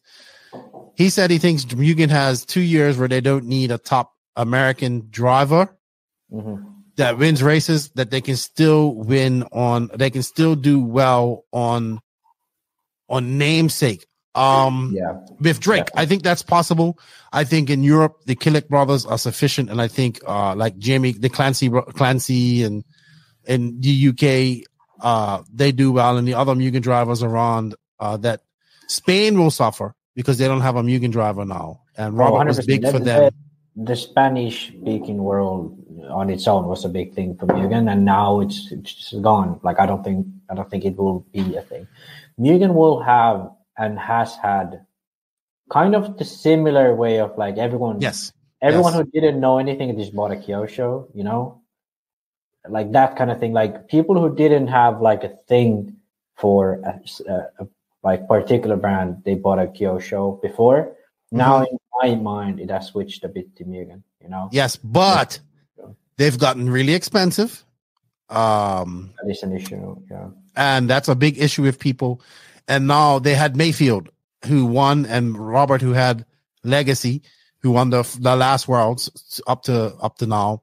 Drake is still a very popular brand ambassador, and I think he will carry that flag. This isn't unusual. Mugen has done this before. They've brought up young Frankie Contreras Jr. from TLR, SoCal Fast Racer. I think it's 15, 16 maybe now. I think he kind of burst out into the scene 2020, won DNC at which was held at Thunder Alley, and he won all 3 intermediate classes. I believe he made the main at this DNC last year. 2020. He's very good in SoCal. Very good in SoCal. We've he needs to get out and go race at some of these other races, race time events. I hope this happens with Mugen. Not sure what his deal is. I personally don't think he should be getting paid. He's still young. I don't think he's at that level yet. He has to go out there and earn it, but maybe he gets a little bit of travel. Let's see if him being on the Drake's wing helps him. This is what a lot of people say. You remember, always heard that Drake was a big part of Mayfield's program. Let's see. Mugen has done this before. They've had I can see your girlfriend saying something to you. Yeah. Did she get me some tea as well? Mugen has had a history of doing this. They've had semi-pros with one pro at sometimes. We go back to names like Chad Bradley. Well, he was a pro driver for him. I think Jason Ashton was. Then they went through a few years where they had guys like Bobby Tillman, Drew Moeller is his name. Drew Moeller was with them. They've had fast young guys. Rodriguez was another one. Denny was there. Tanner Denny. Yeah, Tanner Denny. Cole Ogden was there with him for the longest while. He was at Mugen for the longest while. Or I think, did he leave TLR to go to Mugen? I can't remember. So they've done this before. I think in the big scheme of things, best moves for Mugen. I mean, in the sense of now they don't have to pay Mayfield salary and Battier's salary. I do think maybe Burrock is going to go full-time, somewhat like full-time if a full-time job. RC racer, talking to Barkan the other day. So I expect him to get some salary. Obviously, they have to pay Drake. I mean, right now, they got away with paying, I think, contingency and travel to some of these guys. And even with Barkan's school schedule, I'm sure with Frankie, he's still going to travel to every race. I think Mugen for the next couple years are okay. But they definitely at some point, they will have to win some races. Yeah, they definitely downscaled over they won't have that same, Mugen feel to it. It's like, this guy with a Mugen, like Kilich, or, Right, well, they won't have that. Like, they will have that guy, but they won't have that, team feel, I don't think, anymore. I think they just won't have that guy who can win. Yes, okay, we go to DNC. They're not going to have Mayfield there who can win the race. And I'm sorry, I like Frankie Contreras Jr., but I don't think he can win.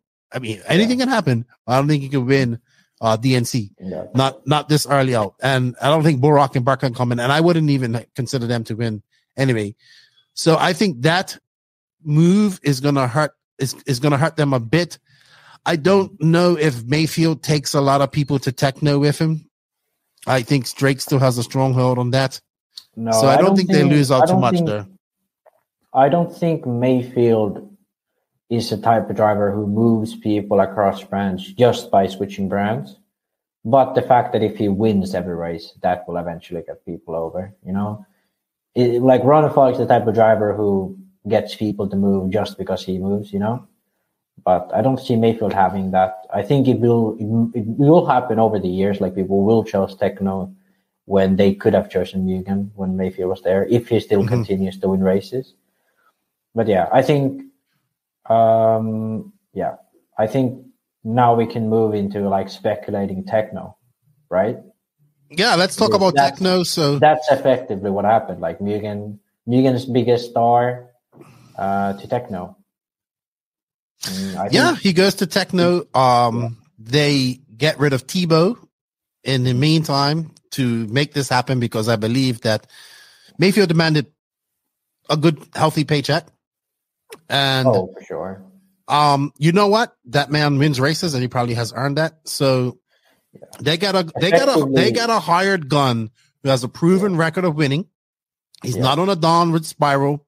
He's not, this is Techno's best chance to win a nationals, a DNC.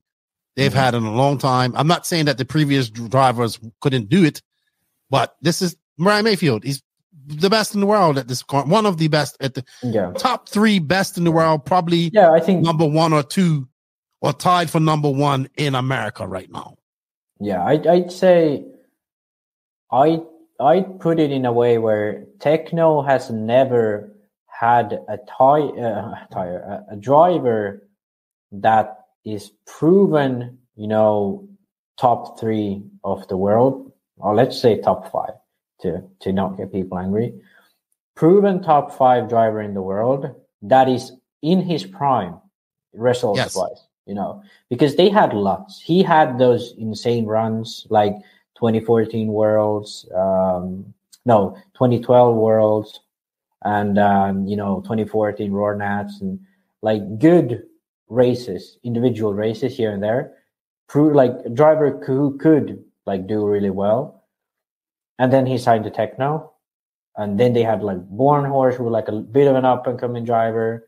But all of their drivers are either being sort of those guys who might make it to like really good, might not make it to really good, or then like Thibaut, who was kind of, struggling a bit, and then he switched to Techno. Mm-hmm. But now they get this is sort of a no excuse situation, like the guy who's in his prime switches, and, if he does good.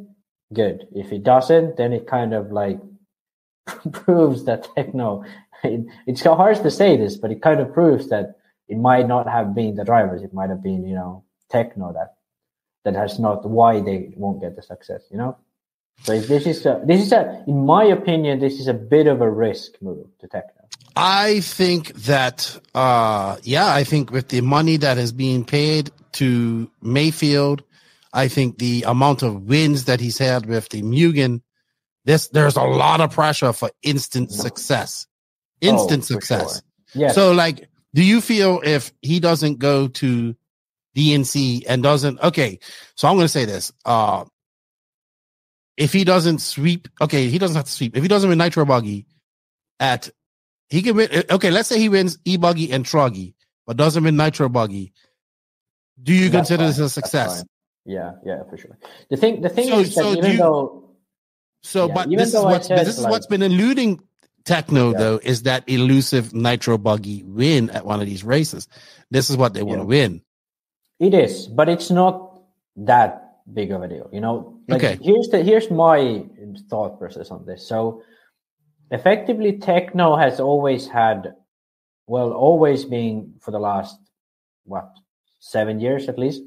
They always had good top 10 drivers in Europe and in America. Sanketin in Europe. Then they had like Bornhorst Lutz, and then they had like these up and comers, which ended up being at the similar level of like what Bornhorst has been his whole time. So, like right now, it used to be Bornhorst Lutz, Sanketin, and then it was like Thibaut, Van Dalen, Jones. Yes. And Bornhorst.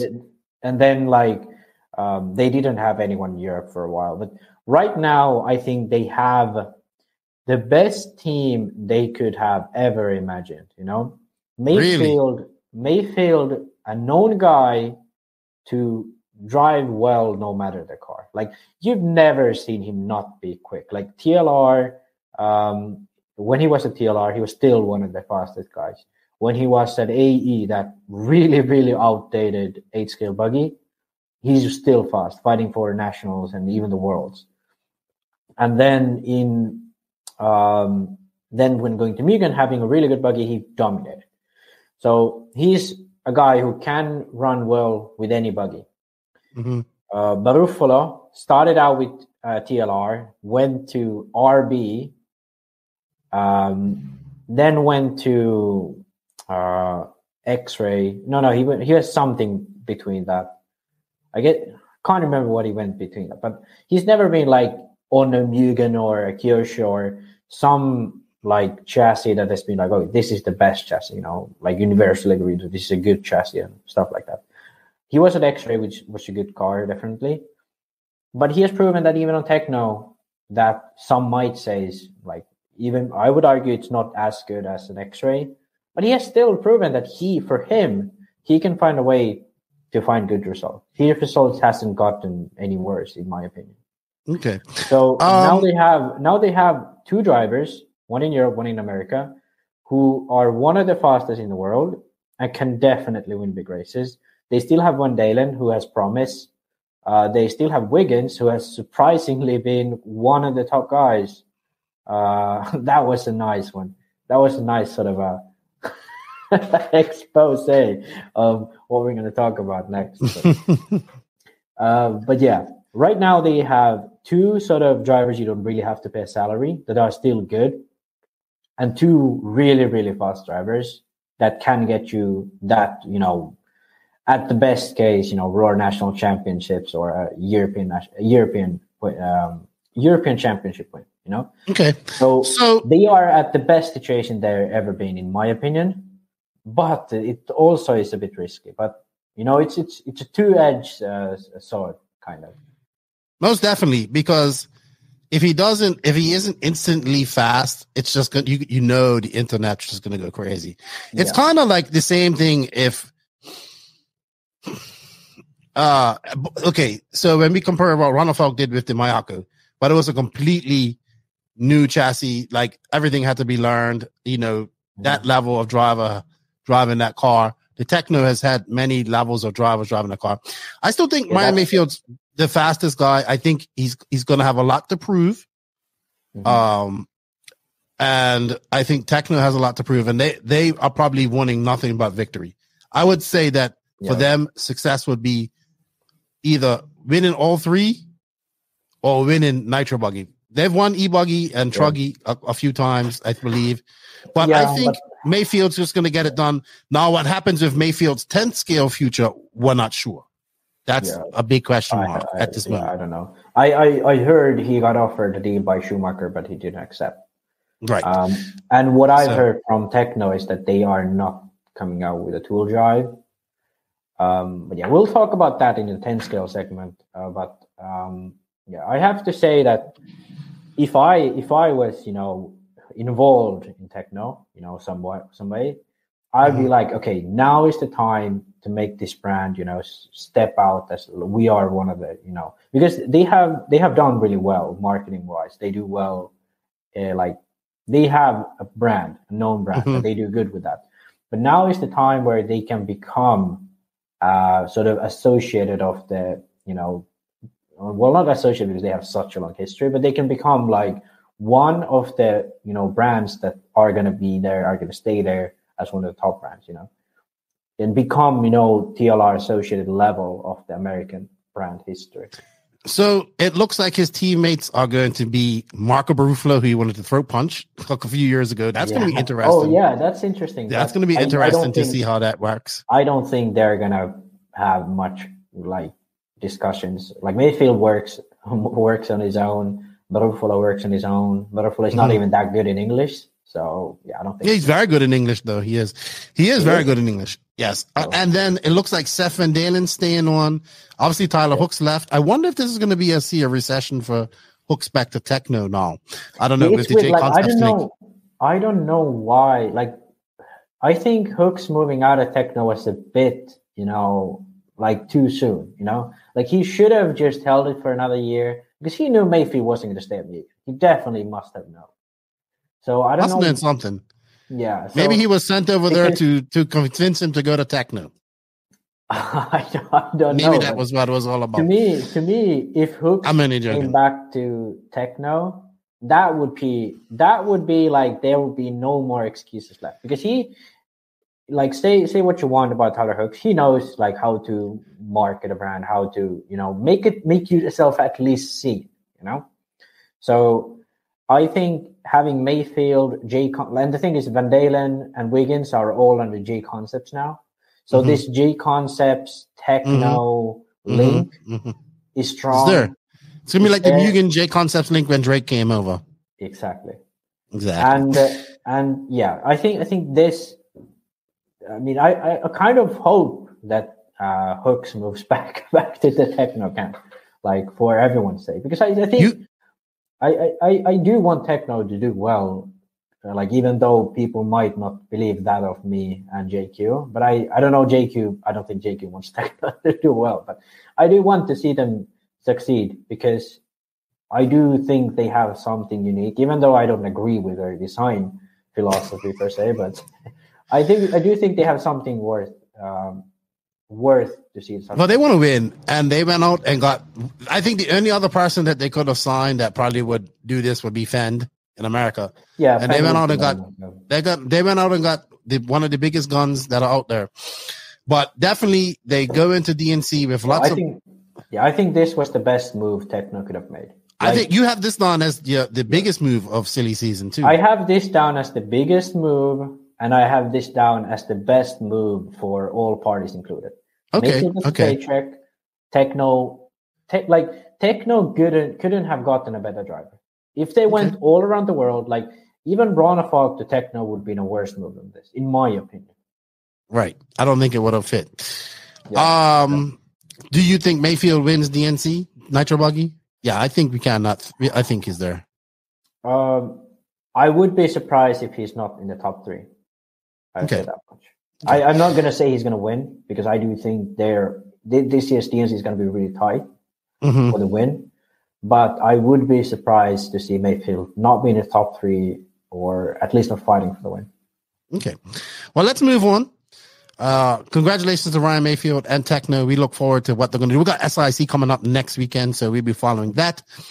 The move that has created, so if you would have told me back in 2018 that when I was working for JQ Racing, which isn't anymore, and let's just basically say like, what would have, if Mayako wouldn't have bought out JQ and all that stuff, what would have been, like if you would have told me 2018 that JQ would be signing, or JQ would be involved in signing not just Ronafog, but signing Robert, who's been absolutely great for Mayako. I watched him working already, but now to sign another top pro, and then this pro of all of them, who was a bit of a shock when I remember when JQ sent me the message and asked me about this.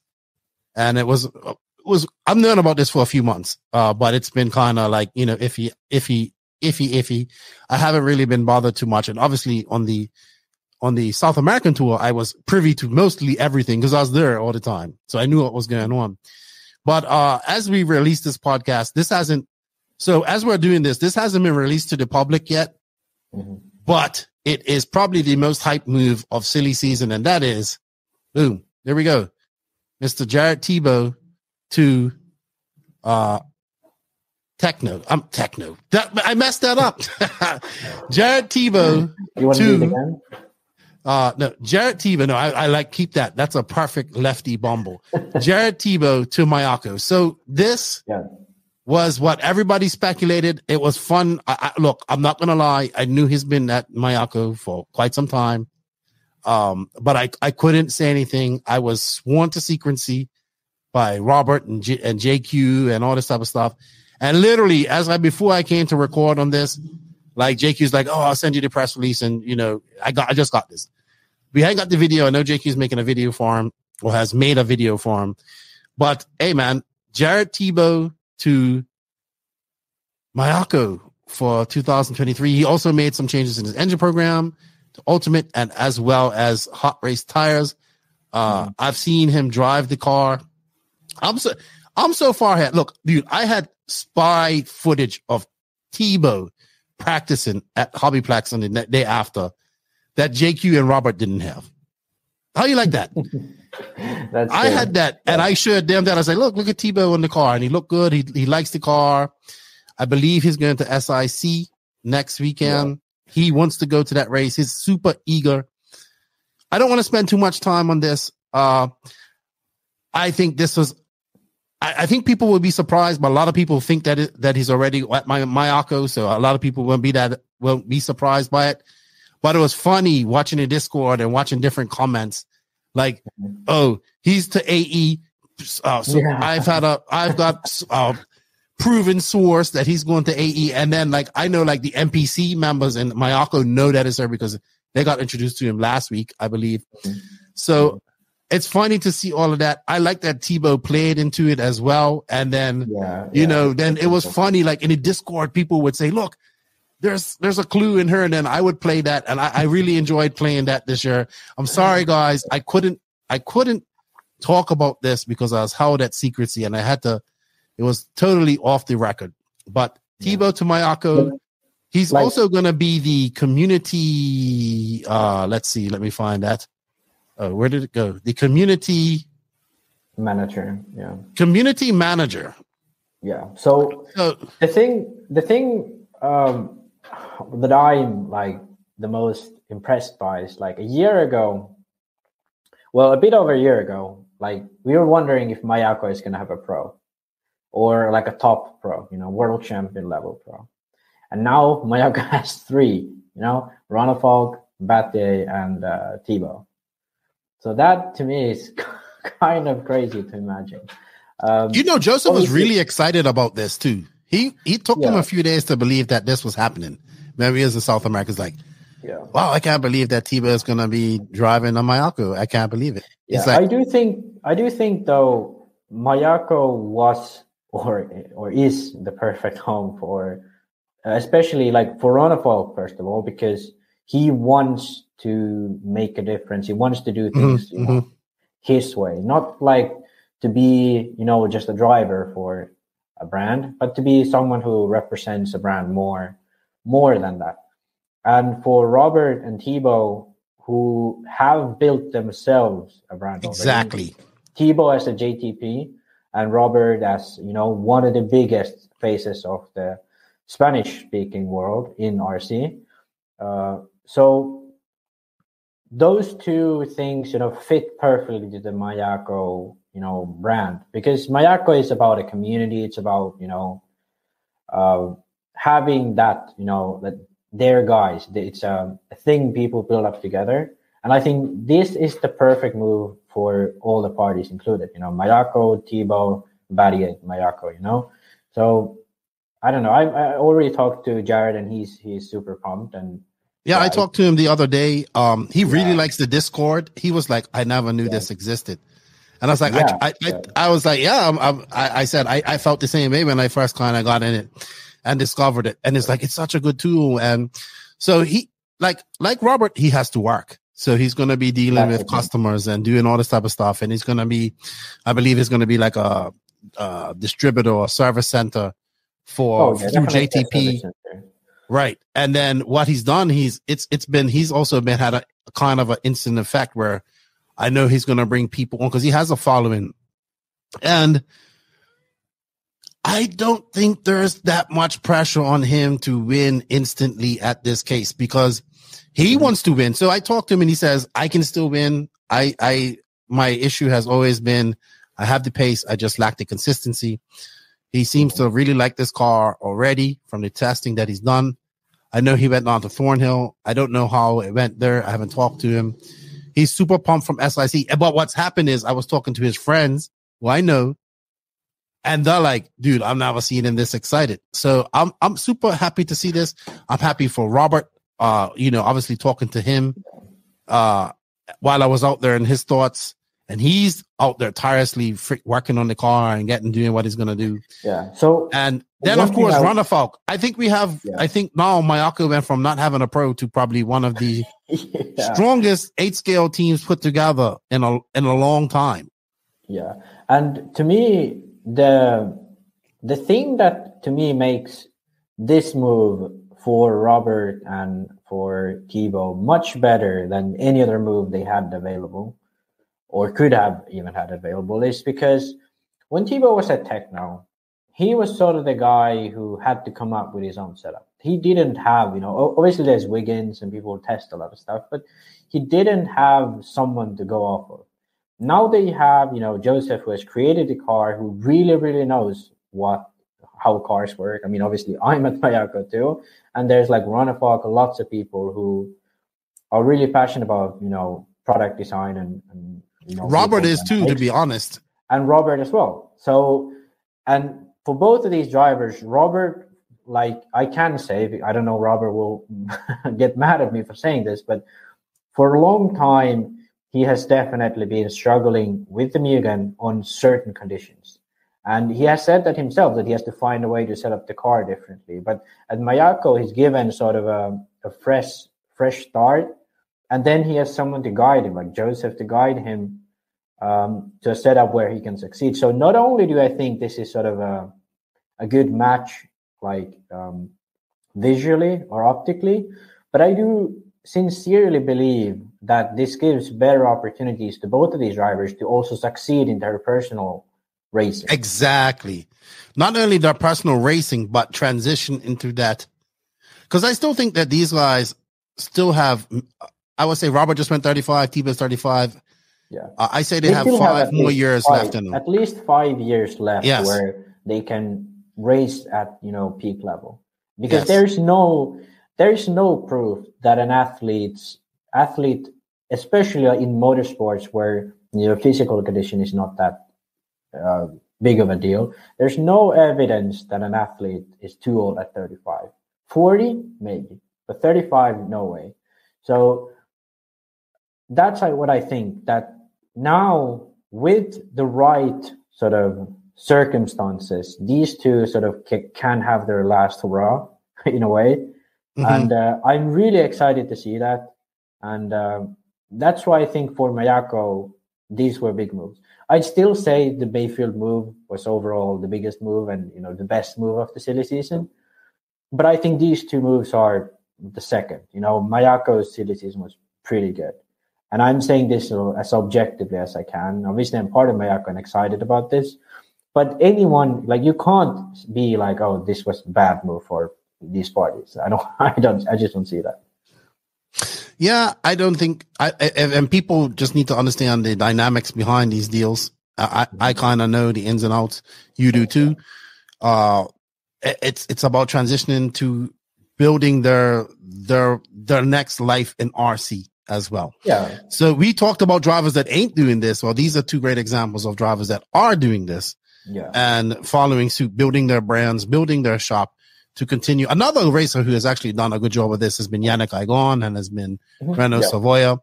So I think, in my personal thoughts, I think talking to Tebow, he says, I can still win. He says, I can beat Ryan Mayfield. So he's confident about that. His friends are confident about that. So I say, well, let's see what happens this year. Mm-hmm. And he's going to be busy, focused on, he's like a hot race dealer as well. So he's going to be busy with that. So it's going to be busy, and him and his family are going to be busy. I'm happy to see it. I know people were like, well, how are him and Tebow going to get along? JQ, believe it or not, when it's time to shut up and do things, he can do it. He's probably going to have to ease up on his Christian jokes and stuff, but but I think he knows what he have to do. And people don't really understand, even though Jared and Joseph disagree on some things very drastically, it's not like they are very different people. Both have a goal to be successful in RC. Both, have big work ethic. They're working towards that. And, it's not like these people are not going to get along, just because they disagree about some God. That's not something that adult people should get their panties in a place. These are adults, and these know, I've never seen, what people assume that, Tebow and Joseph hate each other. I just don't see that. Well, I think it's just things that have been said over the years, but who hasn't said anything bad about JQ, and who JQ hasn't said anything bad about? So it's hard to say anything. Yeah. All right. I think great move for them. I look forward to seeing what Tebow does at SIC. I know a lot of the American guys are happy because I remember everybody saying that Mayako needs a top American pro. Well, here you go. Let's see what Teebs can do. We'll get him on the podcast maybe next week. We'll see if he's not too busy getting ready for SIC and talk about it. And we'll get JQ on to talk about it as well. All right. Congratulations. I'm pumped about that too, to be honest. I like Tebow. S-Works. Wow. I have to say this, Max. S-Works as a brand is definitely growing in America. It's I think Brent and Beach has a lot to do with that. Tim's been working very hard. This year, I see a lot more regional people joining S-Works. The rumor is that's where Brandon Rose is headed. But they made some moves in Europe as well.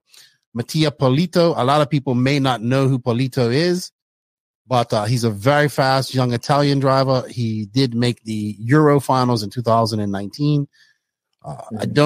He was in the semis at this recent Worlds, I believe. Yeah, he's one of the drivers that people don't really know about, but he's probably the fastest driver out of Italy after Barofalo, Ngara, and Berton, Like he's the guy who finishes on the podium almost every single national. Like it's always like he rarely wins. I have to say that, but he's always there. Like he at least beats one of those top three in Italy. Your thoughts on this move to S-Works? Just another like S-Works teams ever increasingly growing. No, but I think he'd be the top he'd be the top guy in Italy now for them though. But he was the top Kyosho guy too. Yeah, so but definitely better than Kyosho, I would say at this point. I'd say the thing is this, because from S-Works, Valente also moved out. Mm-hmm. I'd argue Valente's slightly worse than Polito. Like if you look at international results. Mm-hmm. So overall, a good move for S-Works because I think the deal is most likely very similar. So I don't say S-Works, grew or made big, strides this year. I think this was sort of a zero-sum, silly season for S-Works. They didn't grow. They didn't get smaller. I think the big. You know what they did do? They grew regionally. They did good there. Yes. So that's what I think. That was what I wanted to say about S-Works is they have sort of graduated from the phase of just getting new team drivers, getting their name out there, to now make it their ground in RC.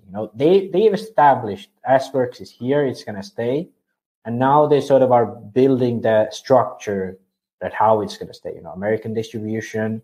If Brandon Rose, which is likely, signs, they have much more increasing American presence with Hackett, Bornhorst, Rose, Camden Lime to some extent.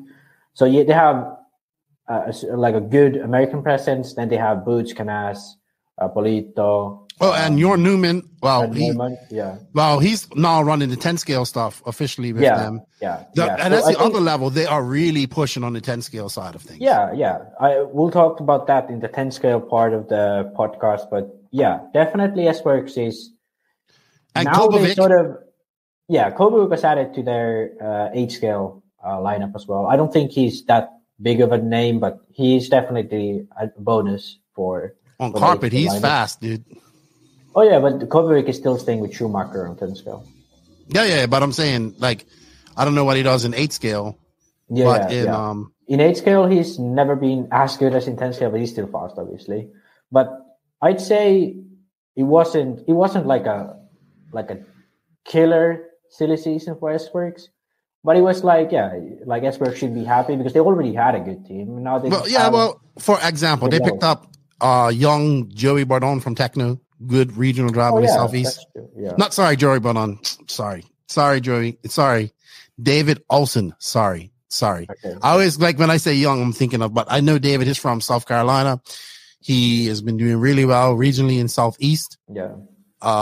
Good move for him. He's been running a lot of 10 scale stuff. That's where they picked up a lot of people in that type of level. I think this silly season was sort of the proof that S-Works is now considered. It's considered as one of the big brands, in people's sense. It's like before it was like, should I go to AETLR? Like if you're American, should I go to AETLR or should I choose the, lesser known brands? And then S-Works was in those lists. But these days it's like, S-Works is one of the big brands, I think, in America at this point, and definitely in Europe also. I agree with you. I do think S-Works, this season sort of proves that S-Works, has. We also have something. Kyle McBride over in Australia, still running S-Works. He's still staying for S-Works. Okay. I have there might be some changes in S-Works. We'll see. I don't know. I've heard some rumblings about one of their top drivers that might be leaving. And let's not forget, they have JCC, who's considered one of the top 5 8 scale racers in the world. Good year for S-Works. I think if the rumors are true that Brandon Rose does go here, I think it's a good move for him. Mm-hmm. I think he's been wanting to be on a bigger team, and I think he's going to get what he wants with this. And let's see what he can do. It's that or HB, they keep saying. All right, let's move on. Congratulations to S-Works Team Associated. You say it's a silent, silly season, but really it's got a few things. Okay, I think the biggest thing for me was Cole Tallard out at AE. He's moved on to TLR. In the stock rankings, another big move was, but he's more like factory tracks associated, was Calgo, who's a really fast stock racer, was factory tracks and associated for the longest while. That's like Alan Horn and where Aiden Horn comes from, like that privateer team. Going straight to TLR. When we have to talk about stock racers, you've just proved my point that it was pretty silent SillySeason for us. But I enjoy stock, so I'm geeking out on stock now. Yeah. Oh yeah, so, I think for sure stock is a big part of like marketing the customer base, but like in terms of professional racing, the silent. But I'm just you putting that out there to say what they gained on that side. We'll talk about TLR in a bit. And then we have, so he's out. So Tallard, who's out, we might consider very good, but they have Tallard, they have Evans, they have Horn, and they have Rivkin. And those are all predominantly 10 scale drivers. Yeah, to me, the issue was that, they already have Evans and Rivkin, who are like, they should be the top 10 scale guys. And then they have Horn and Tallard. Horn's better than Rivkin, than Evans. He's doing better than Evans. Okay, yeah. But Evans just went to JC. I think that's going to boost his career a little bit more. Yeah. But anyway, like they already have 4 guys that should be making all of the A-mains and winning and podiuming these races. So that's too much, in my opinion, these days in 10 scale, Right. So Tallard out, but I think Aiden still 10 scale. He can be fast in 8 scale. But I still think like AE is missing that. Okay, they have Ongaro, but he's not coming over to America. But they're missing that. I'm not saying to get Rivkin, but it seems like they need that 8 scale driver to accompany Rivkin. I think Aiden can do it.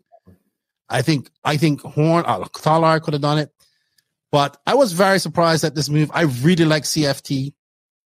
And I'm happy that he landed at TLR. He looks super happy. TJ Eller, who has been the guy who designed the latest 8 scale platforms, they didn't design both of them, was the leader or a big part of the electric buggy and the new buggy. So basically out. He was the like lead designer or whatever they called that. But basically he was the guy who drew all the cars and stuff for at least the 8 scale. I do believe they have a separate guy for 10 scale. Okay. They have a few people who make like a lot of design decisions, like what they should do, but TJ is the guy who like draws the parts, does all that engineering side of things. So yeah, he was quite a big part of it, and it's funny that I don't know if people remember this, but it was I did like 2 years ago when Joseph said that Associated does this, where they hire a guy who just graduate from school. Then they keep him until he knows that he can get better pay for somewhere else, and then they get a new guy. And that's exactly what happened. What it looks like is that's exactly what happened. I don't think TJ wasn't like a Kanai or a GQ to Associated. Right. But the fact that he was there for, I believe, at least 5 years, and he like just as he sort of gotten used to the brand, like understands the cars like pretty much in and out at this point. Now they have to find a new guy. Yeah, it's gonna go make real money. Yeah, so it's unfortunate for AE, and I don't. I would say that I'm not too hopeful for them, but let's see what they figure out. I hope they take this more seriously, like the designing part of the car. The other move that came back to AE was Brunson after 1 year at HB. Yeah. Going back to Associated. Now, I think that 2022 was Brunson's best 8 scale year to date. I think he made almost every final in America. He had top 5 finishes. He really liked the HB car. I do know he's moved to Arizona. I know he's good friends with Rivkin. Yeah. Is he going to take over that spot and try to be the 1-2 8 scale drivers? Is he going to race 8 scale a lot? What a crazy move. Did he just go to HB to spy? That's what people said. But 1 year at HB, really liked it. I heard he had some issue. I heard he might have had some issues with people there. One of the reasons he left as well. But welcome back to Associated with Open Arms. I think if he hits it hard like he did this year, he can still do well. But I don't see Jackson Brunson winning any races. My guess is that because he moved away from Florida, he definitely I see him racing motocross, and like I do believe he has a real job. So what I see this move as is he went to HB to see what could come of it.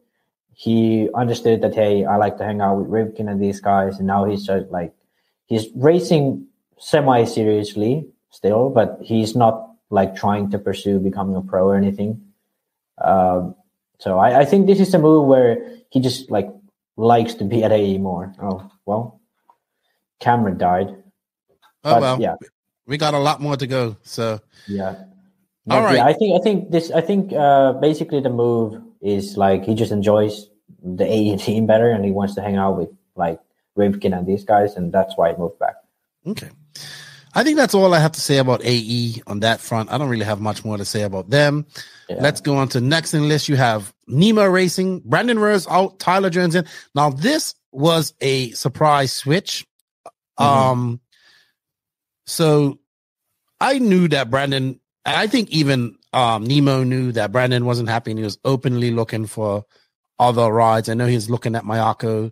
I mean, I just heard John and what the guy said, if we can keep him. So I think he wanted to be on a bigger team. We know that. I know that was one of his big points. It's a lot of pressure to be the one person on that team. Again, he had Lee Martin, but he's the early person in America. Yeah, and he had good performances, but had too many DNFs, too many gremlins. I want to say that Jones did not. I said this, and I'll say it over again. I think he had a better year at Nemo when he was there for that year than he had in the 2 years at Techno. Because Jones didn't really do anything at Techno. I think. I mean, he had few good qualifiers at DNC. That's about it. Yes, glimmers of brilliance, but no cigar in the end. And then he got gobbled up in that whole the whole amount of talent that was at Techno at that time. Yeah, and I think I think this is, like you have it in your notes, this is his last chance to establish himself as a full-time pro. I think he works part-time or has a full-time job and does this. I see he's going to be racing a lot of 10 scale as well. So I'm not sure what company he's going to be racing with there. Probably sure. I think this is a good move for Nemo. Unfortunately, I don't think in America the issue is it's just like it's been very hard for Nemo to catch one. And I think with S-Works having the money to spend and give people good deals, it's like Nemo hasn't never really gotten to that stage in America where it has gotten almost there at some points, but never really gotten there to where I would say, look at S-Works. S-Works has way more money involved. I mean, but with this new car, the N1 coming out, which is popular because it's new. We got to see how that's going to perform. We're going to see how Jones is going to perform. We're going to see it on these American tracks. It's going to be interesting for Nemo and Jones, I think. Yeah, in my mind, this is sort of the perfect move for both parties because effectively they're switching drivers between similar skill levels. I'd argue Jones is even a little bit better than Rose.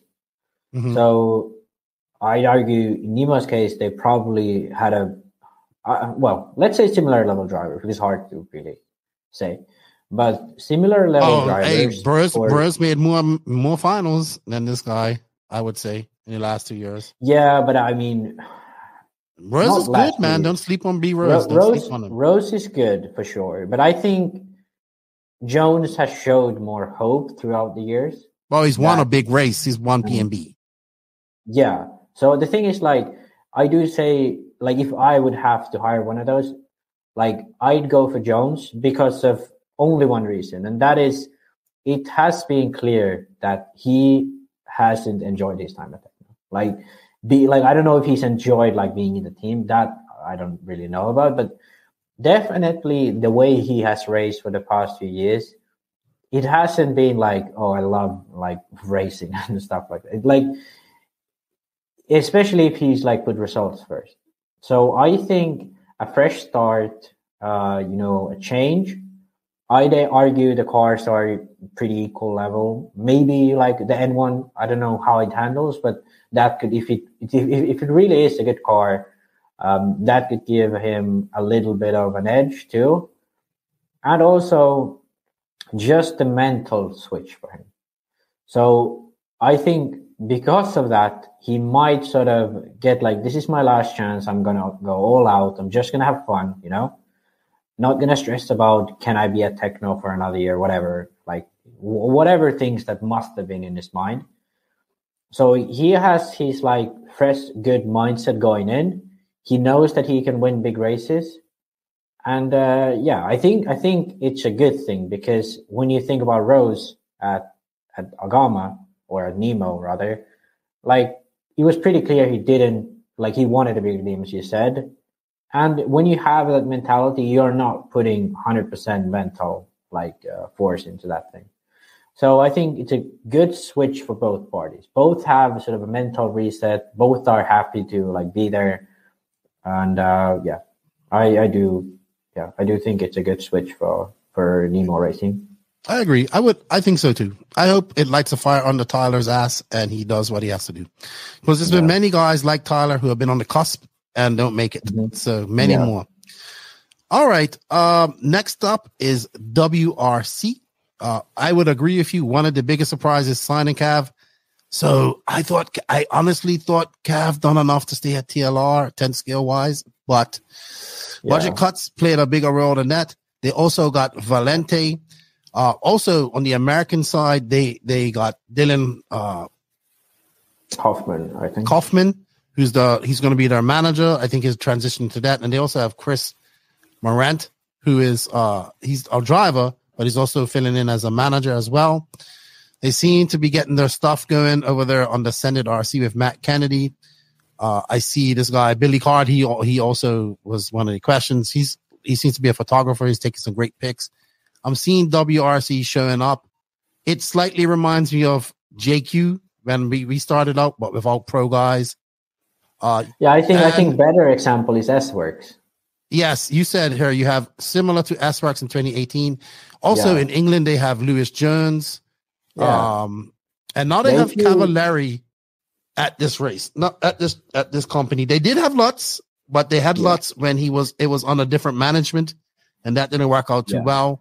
Yeah, I think people are sort of like, if you really can't see the similarities between S-Works before they had all these top guys and WRC right now, like let's look at this. Like when S-Works became a thing, like when Europeans bought S-Works basically. After the Achusi Hara era of S-Works, they had lots of young, fast European drivers. Right now, they have Trevisan, who made the Euros last year. They have Valente, who has made the Euros mainly 2019. They have lots of regionally fast guys in Europe, like Lewis Jones in the UK, you said. And now they have one sort of big name pro, which is Ryan Cavallari in America. S-Works had that too in 2018. Ryan Cavallari signed for them. The only difference between S-Works and WRC is that S-Works had Boots in 2019. Cavallari joined S-Works in 2019. So basically, the only difference is that they don't have that one. I wouldn't say Boots was at the peak of his career, but he was still a big name in Europe. So that's the only thing that's really missing, because Canas was an established guy before he joined S-Works. That's where he's made his name. And Trevisan or Valente could become that guy. I'm not saying they will, but they have that possibility in them. So if you put all this together, there's almost no difference between S-Works and WRC. They have lots of money coming in. They get on board a lot of young European drivers, and then a big name from America. And they have cars for like every class. Well, not 10 scale. But here's the thing. I mean, here's the thing. Did Cavallari get big money this time? Is he? So we all agree that Cavallari was very good in 10 scale last year, mediocre at best in 8 scale. He was even out of a lot of mains. His tenure with TLR was not good. It was much better with S-Works. Mm-hmm. If this was Cavallari of 2018 when he was flirting with going to JQ Racing, I would say, okay. But in my honest opinion, and I'm a big fan of Cavallari, he is on the last leg of his career as a professional racer. And he is, but I do see this as a better opportunity than TLR. Yes, I was about to say this. He now has an opportunity. I would assume he has 2 more years. So he has 2 more years to really see if he can take this brand, put it on his back, and do what Ronafalk has done, or like Mayfield done with, similar to what Mayfield, maybe not so much with Mayfield had Drake as well, but yeah, Mayfield is different, and the brand had a name on its own. Like this is, right. It's much harder to do. Yes, like, much harder to do. S-Works work at this for 3-4 years, and now they're looking to be established. You know, like yes. that's the issue with WRC. It's like Cavallari can win like every other race for the next 2 years, and WRC is still not going to be like, oh, we think this is one of the top brands because of their new brand, and people like have to get used to the name. So, but Cav has to get results. He has to get results.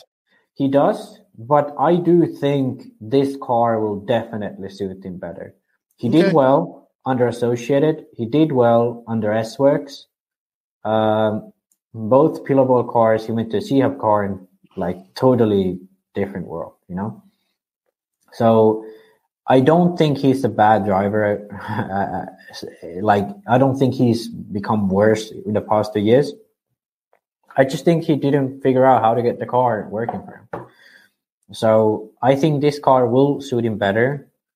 Let's be honest, effectively, the car is a Mugen, you know. Well, I'm going to say this. I know he also went to S-Works. I also know he went to Mayako. So I'm not sure if this was his first choice, but I heard. Oh, like Cavallari? Yeah, he made offers. He went to these companies. So he was fishing. If I know one thing about Cavallari is that he knows his value, I think, or he's very strict with his contracts, I'm told. So he probably went for, I'm sure he just went for as much. Well, I know that Mayako couldn't do it. I'm sure S-Works didn't have budget for it either. So he went with these guys. But I think if he doesn't do anything in these next 2 years, I think he, unless he does something miraculous and saves his brand or something, 2 more years to put Cav at 37. Maybe he has one more shot after this at a brand. If he gets good results. I think if he doesn't do well in 8 scale, he's done in 8 scale. Like there's no point in someone paying him a monthly salary after this in 8 scale. Yeah. Because you can just get like a Brandon Rose. Like at this point, you can get a Brandon Rose for cheaper and get better results. Okay. In 10 scale, however, a different story, but we'll talk about that later. Okay. So do you think this is going to help grow the WRC brand in America, or will it's still going to take some time? It's going to take time. This, as I said before, Cavalier is not a guy like Mayfield. They are not guys who you like, okay, they switch that brand, I'm going to switch. Those are the guys who made their name in getting good results, and that way showing that the car is good or whatever is important to people in terms of branding. So, yeah, I think if he has a good year this year, definitely a big positive change towards WRC. But yeah, I don't see. I see he can make a big difference in the 2 years, but for the next 6 months, I don't think that this will make any difference really. Okay. All right. But hey, I'll be watching this. I'm still a fan of the Cav. I also like the underdog, so I want to see WRC do well. TLR. Oof. Well, TLR probably lost a lot of regional drivers. They seem to gain a lot of drive. They gained a few drivers. Cav out, probably too expensive. Tollard in, probably a little cheaper, younger. Probably, I'm not sure what he studied, but he seems to be a very smart young man. I think he'll do well as a second driver.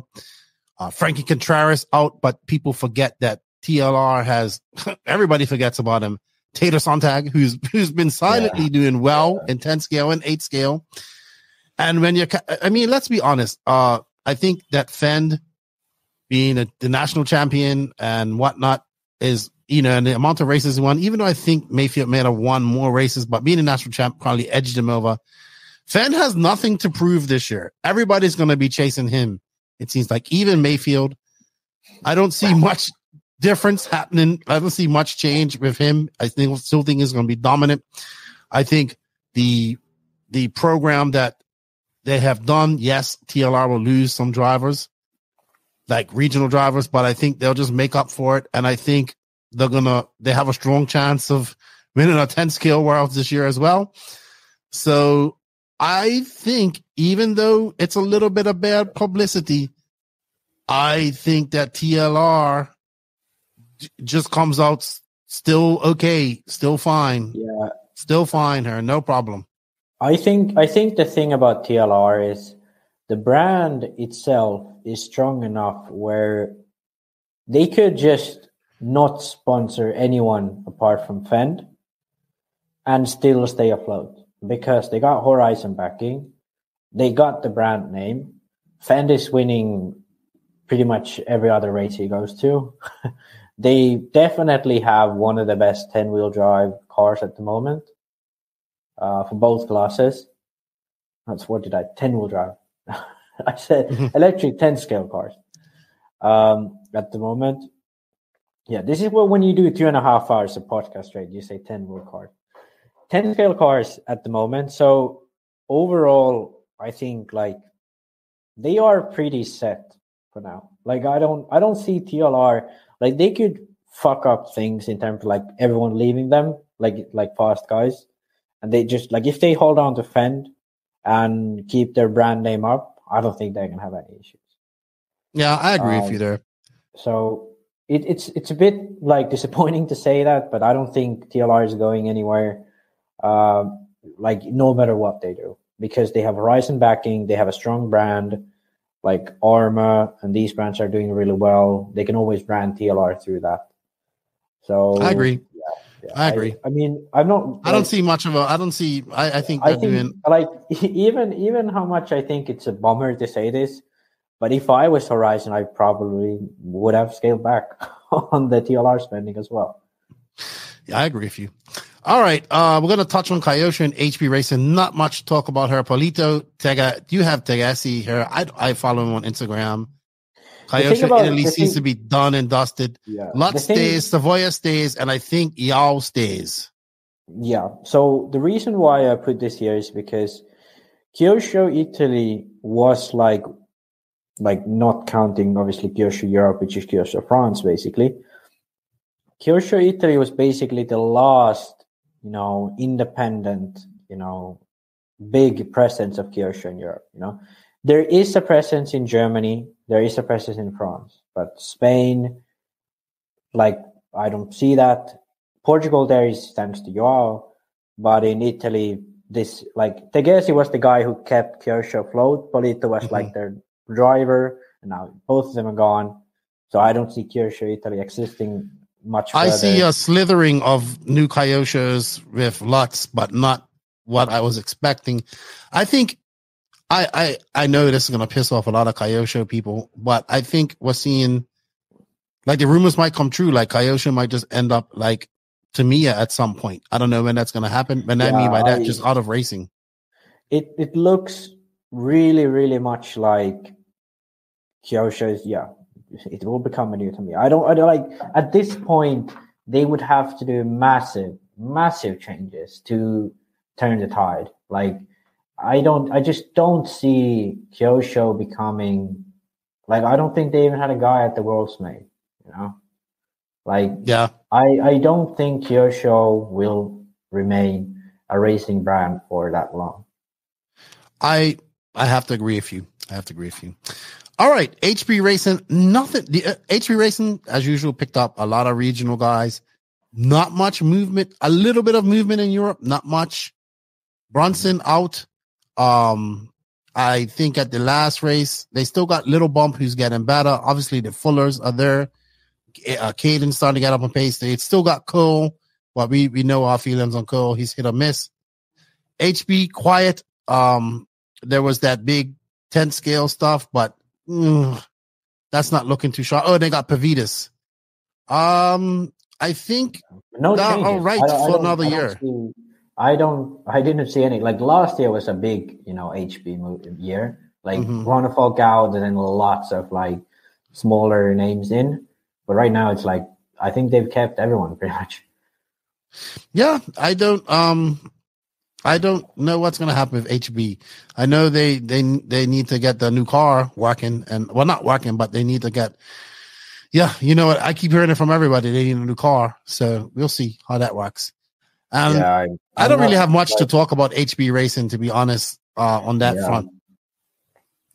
I'm not just stoked on a new car myself, like from a design perspective. And the 10 scale car is not getting the best reviews either at the moment. So well, I think they've gotten enough shit for the 10 scale two-wheel drive. So yeah, they got a lot of shit for that. All right. So we're gonna go give them the benefit of the doubt for this one. All right. So now we're gonna go into tires real quick, because this is the other big moves that happened while we was going.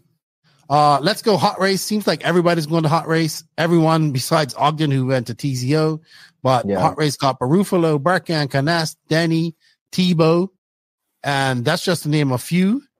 Yeah, Barufalo back after a year at 6 seismic.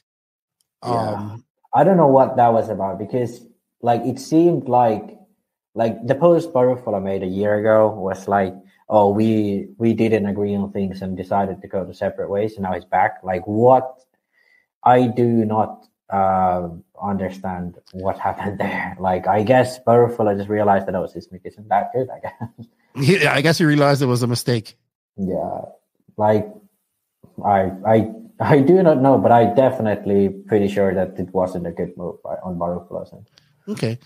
Berkan, I know you have this on her. Borak is at seismic. Berkan is hot race. This is rare for these guys. They usually run the same thing. Yeah. But so I made a joke on Facebook about this. Like, obviously, I do know the Kiliches well enough where they quite often have very different things for, like, for example, at one point, Burak ran the old MBX8, whereas the Berkan ran the MBX8R rear end. So they do quite often run very different setups, and it could be the case that Burak just enjoys seismic tires and Berkan likes hot race tires. But I made a joke on Facebook that no one can tell who's which. You know, they're like, oh, one of the Kilish brothers.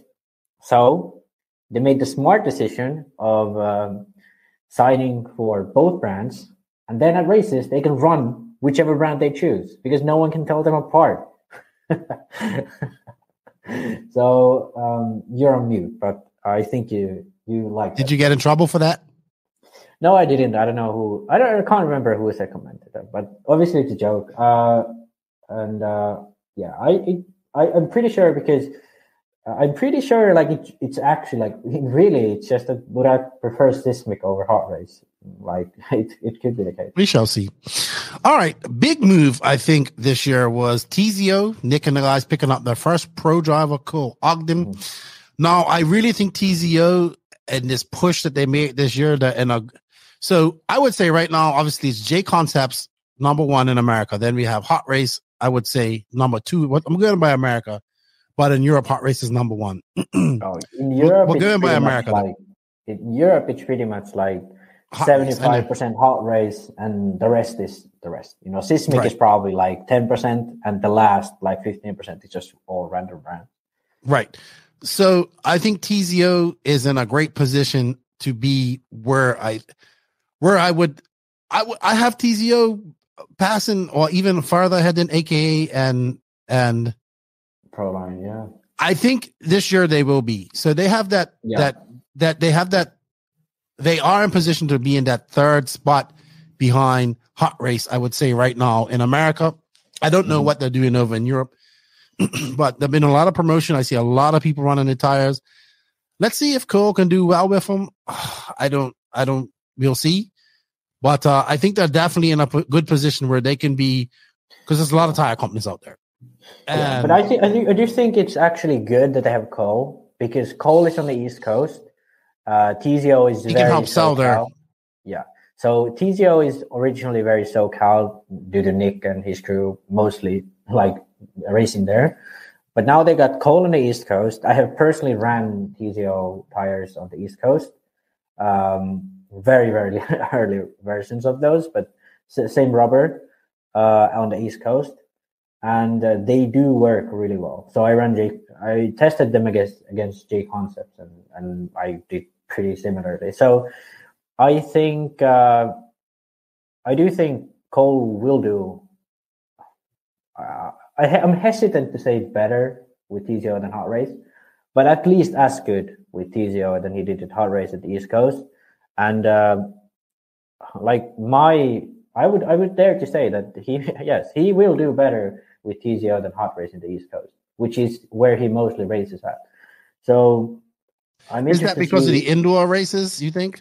That the tire will be better there? It's the dirt mostly. Hot Race is definitely not good for indoor. And then like the red dirt, like even if you go to like SMB and you run AKA, then you put it down like J Concepts, it's like an insane difference. Like I don't know how it is these days, but the last time I did it was like J Concepts on that type of dirt, like Southeast Coast dirt. It's just really good. And that's why you do remember Degani and JQ when they were traveling the East Coast, like they ended up finding out that AKA sucked over there. So TZO was different because that was the only tire I ran on, like besides J Concepts, that has been really good on the East Coast. So I do think there is a big chance of it working out for Cole and for TZO. And I think marketing wise, having success on both coasts is going to be a good thing for them. Okay, good stuff. All right, real quick, J Concepts, they picked up that we know Wiggins and Evans. I think right now you can't argue that J Concepts is the number one tire in America. And I think this is, but especially Evans, who's indoor, like, you know, his 10 scale guy, going to be it's going to help him a lot. Wiggins would definitely help him out a lot. And I think J Concepts just continues to grow bigger and bigger and more dominant. That's all I can say. And they're going on, this is their 20th year. This is their 20th year of operation. So they got a big 20-year operation. I think what happened really was like race time events kind of killed Proline and AKA, you know? Because to an extent, there are Proline tires that work. There are Proline tires that the Proline guys like in the Southeast.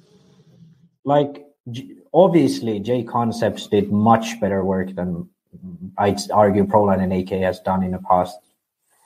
So I'd say in 2018, like there was a time where like Ronafalk won DNC with J Concepts tires. I mean, Robert was second, but like Mayfield and these guys were all running J Concepts. It was like only J Concepts in top five. Then like at every race time event, J Concept has been really, really good. So I think since that year, it has been the switch towards J Concepts solely dominating in America. I do think Hot Race is gonna get some back with like Tebow and I think so too. Yeah, but it's gonna be J Concepts is gonna be the biggest American brand going forward, and has been for a while also. Horizon, aka Proline, Ongaro out, Cav, Tebow, Denny out. Still got lots. But who's the top Proline driver now? I don't know. Horn. Is he out? Yeah, too? Horn. And then you hear all this gloom and doom that AKA is done, and then they come up with a new tire. Yeah, the thing that I'm suspecting is they will ride it out, as long as AKA can sell tires without doing anything crazy, they will just make tires, release a new tire every year, do a little bit of product testing and that, but they won't have pros. Same with Pro. Like they will just run kind of like what Kyosho is doing, like they will ride out the last of the brand has to offer and then figure something out, Okay. I think that's what's happening. We'll stick to American brands. As we came on her, we saw that Cav has signed for a second tenure with Raw Speed. Yeah. I don't know what to think about that. Like, what's going to happen with that? But we shall see. I think Raw Speed is sort of like it's hard. I don't want to like say it's a bad thing because I don't think it is at all. Because as far as I'm concerned, it's by at least Jason Snyder is somewhat involved with it, right? Oh yeah, he's still involved. That's his business. He's completely involved. I think like he's like sort of the main guy of the business, and to me, it has been like I have to say I was quite a big fan of him, like way back when he made videos. He's an entertaining guy, and from what I believe, like knowing him from his videos and stuff, is that he just kind of wants to do it as fun. And he digs cavalry, so that's why that match. But I think he wants to make money. I think what's going to happen here is he'll run. It's not like, I don't think he has same attitude as like, TZO, where they want to sort of get exposure, get a business, get that. I think he wants to do it his own way, like have fun at it, have make it look the way he wants to. I don't think he looks at it as like a business more so than a hobby, but obviously he handles it as a business. I'm pretty sure of that, but yes, like I think for him it's more of a hobby. All right, Seismic, Borak in, Borafolo out. No, nothing really more to talk about that. I still don't see Seismic gaining popularity in America at this point. Yeah, they and then you have the new kid on the block, which hasn't been announced, but we all know it's coming. It's Matrix, who make on-road tires. Now dabbling into the off-road market. Looks like they got Ongaro, and we saw Vari as a part of them. I do know that the person behind this has a lot of money as well. So Matrix is a huge, like very, very old brand in on-road tires. Okay. And the thing about Italy is there's a fuck ton of plastic and rubber production in Italy. That's why hot race is a thing. Like that's why there's a lot of Italian brands of tires and bodies and stuff. So the plastic and rubber production in Italy is quite a big industry. And I do believe Matrix has something to do with, I have no clue, but I'd expect they have, some connections to that other production of rubbers. But definitely now, Vari is part of who is Ongaro's old mechanic, is part of Matrix, and he already released a picture of the tire, so it's pretty much like. And I heard they might have another top driver coming to them as well, but I'll let that be play out. I mean, Ongaro isn't confirmed, but he's old mechanic. They definitely, I do believe, remain somewhat friends.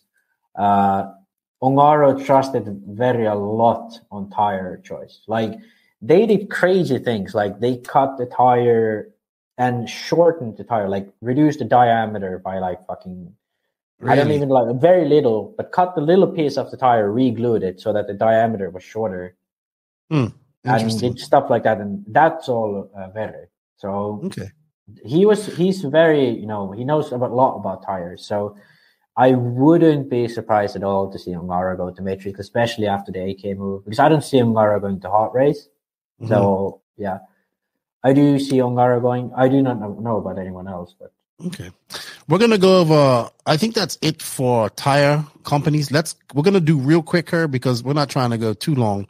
But we had some engine changes. Obviously, Robert Battier to Corsetech, the official release of all the products for 2023, the nitro engines, batteries, electronics will be available or are available in USA now, I believe. Yeah. They didn't really get anybody. I saw they got Jordan Lott, but no real other American racers yet. Oh no, they definitely haven't. Like, I don't think they haven't started at yet. a position. Yeah, I mean, Ronnefolk and Battier are pretty natural, like drivers too, because they are friends with Adrian and they have been, you know, like David definitely, you know, he started, like he was there before the brand even existed. Ultimate, yeah, I agree with you. Yeah. We'll see what happens when they start getting when they announce the distribution and all that there in America. Yeah. Tebow to Ultimate, not really surprised her affiliation with Brent at Beach RC. He was a Beach RC driver for a while. So he joins the list. I think it's like Seth and Dalen, Dakota Fan and Tebow. I think that's his Ogden, I think he's good. Right? Yeah, Ogden, sorry. So he's got, I think he's going to be fine there. Not really shocked at this. But the biggest shock for me was Rivkin to Reds. And when I see this, I just think, show me the money. Because wasn't he like under the Drake thing or something like that before? Like, well, Rivkin was also one of those drivers that was with MX for a long time. So yeah, I assume he's getting a decent paycheck from Reds. Yeah. So I think what happened was when MX went bust, he was like, okay, like I'm going to just get a good engine for next year because it's a World's year. I don't want to do anything dumb for now. Right. I can see that. So he was like, okay, I trust Drake. I'll get like, he probably didn't get any money from it. Like very little if he did. And now he's like, okay, next year is 10K Worlds. I don't really give a shit about Nitro for now. And he got a paycheck from Reds. Now, I don't think, like, you know, for Reds, it was a dumb move. I think it's a good move. It could be a good move for Rivkin, too. But for me, it's like, this is what, the 5th top-level pro Red sign from America? I don't know. And it has never really worked out. Like, first they had Ogden, then they had Mayfield. Well, they had Mayfield first. They did? I think Ogden was their first. Maybe. I think it was Ogden, then Mayfield. Then they had Fend. Then they had Fend ran Reds. Yeah, he ran Reds for like a year or two. And got quite much money from them as well. Yeah, I think this is that's what I'm saying. Like, you didn't even remember Fend ran Reds, so yeah. But I'll be honest with you, works out for Reds this time. Yeah, I still see Reds as the second engine to OS based engines out there. Yeah, but I think with Corsetech coming behind them, and then there's other engines I think what you said to me is just a bit like funny because second engine to OS based engines, but like what 75% of the market is OS based engines. Right, like okay. I have to be honest, like I do respect Reds a lot, and they do have a very, very big market share in Europe. And I'm not like laughing at them. I'm just laughing at the current situation where they really like the OS has for some reason like gotten so dominant in the engine market. But I do see Reds climbing back, and I do hope that this time with Rivkin, it works out for them. And same with Corsetech coming out, there finally might be a turn in the OS dominance because when I drove David's car, the Corsetech engine feels really amazing. The feeling is good. I do not know about like how long it lasts. Like, does it have flame out issues? What David seems to have gotten no issues last year. So most likely will be a really, really good engine when it comes out. Reds has definitely stepped up their game in the past few years. Good mileage is one of their like benefits right now. Nova is coming back with engines. Don't know if they're going to sign any big names. Like they have signed a few Italian guys, but that's about it. So I like really, really hope the competition in the engine market will return again. I really hope that's And let's not forget, we have the Nova comeback as well. I did call that out. So we have that coming back. They look, sorry, I got a message. I got something special for us to play here at the end of this show. So tune into the end of the show. All right. Engines. Enough about them. We have to talk about some 10 scale stuff. And we're going to be real quick about that. So that's all about 8 scale. So we went for 2 hours, 1.5 hours about all the SillySeason moves only. So I have to say that, like, just to wrap this whole thing up, because people have been listening to us be like, oh, someone went to somewhere. Just to wrap this whole thing up, I think the big lines I would draw from this SillySeason is the established old brands have realized the situation of the RC market. Associated didn't get any big names. TLR got taller, but threw out Cavalieri, so downsizing. So effectively, AE and TLR have downsized from past year. The upper-comer teams like S-Works, Mayako. I'd say those are the. I mean, to me, those seem to be the two big, up-and-comer teams at the moment. S-Works and Mayako, because they are gaining popularity regionally and have a good, pro driver presence. Okay. All right, Max. So let's just call this, before we get into 10 scale, because we're only going to talk briefly about that. Let's throw out, in your opinion, who was the biggest winner of SillySeason?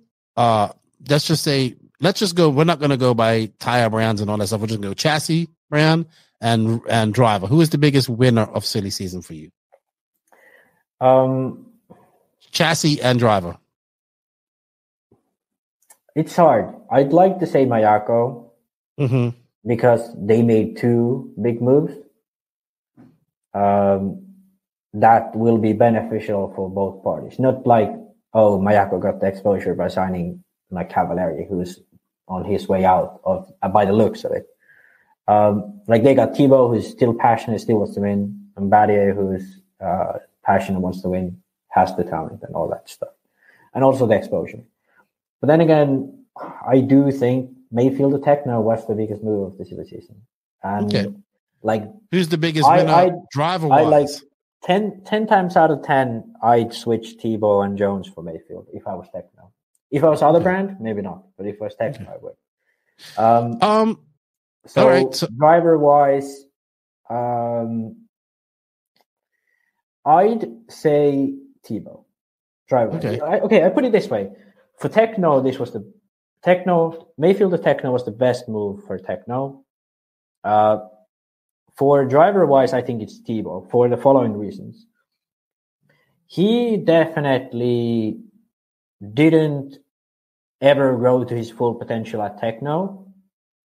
I don't know what the exact reason is, but for some reason, he just didn't grow to his full potential that he did at Kyushu. Even at his late time, just before he left, he even had those good, really, really good races.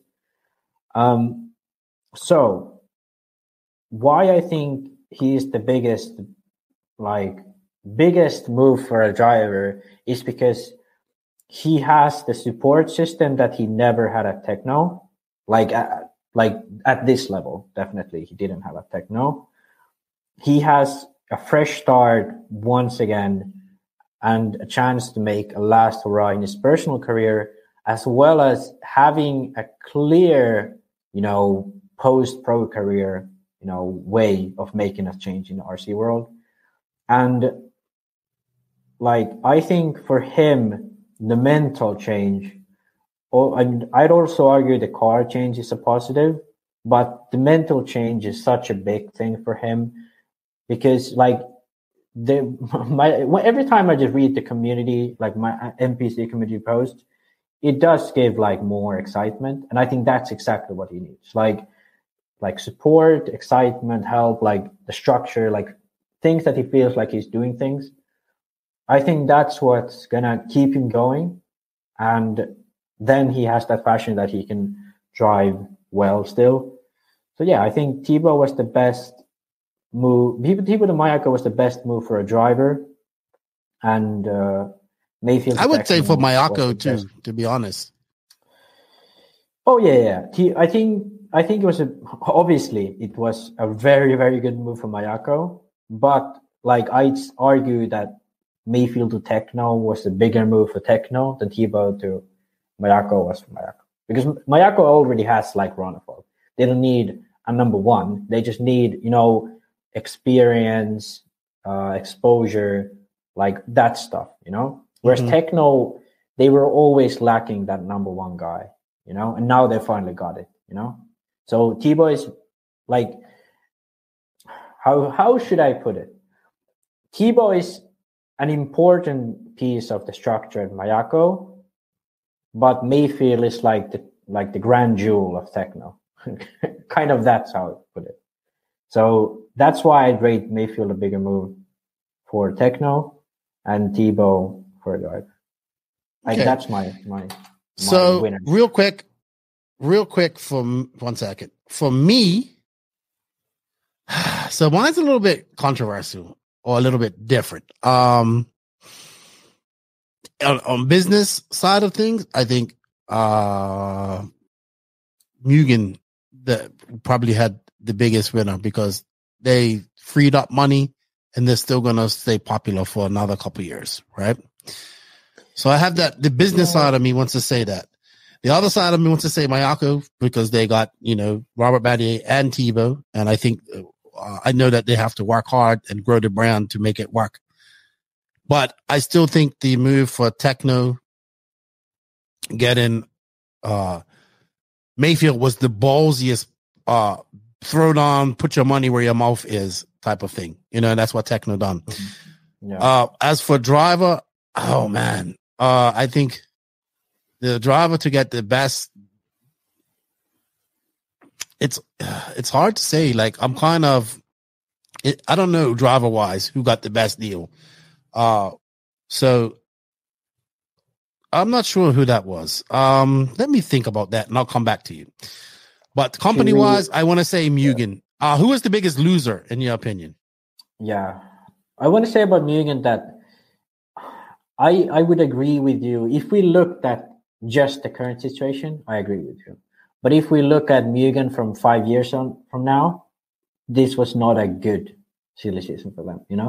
Like unless they have a plan that we don't know about, I don't think like this is not a sustainable thing.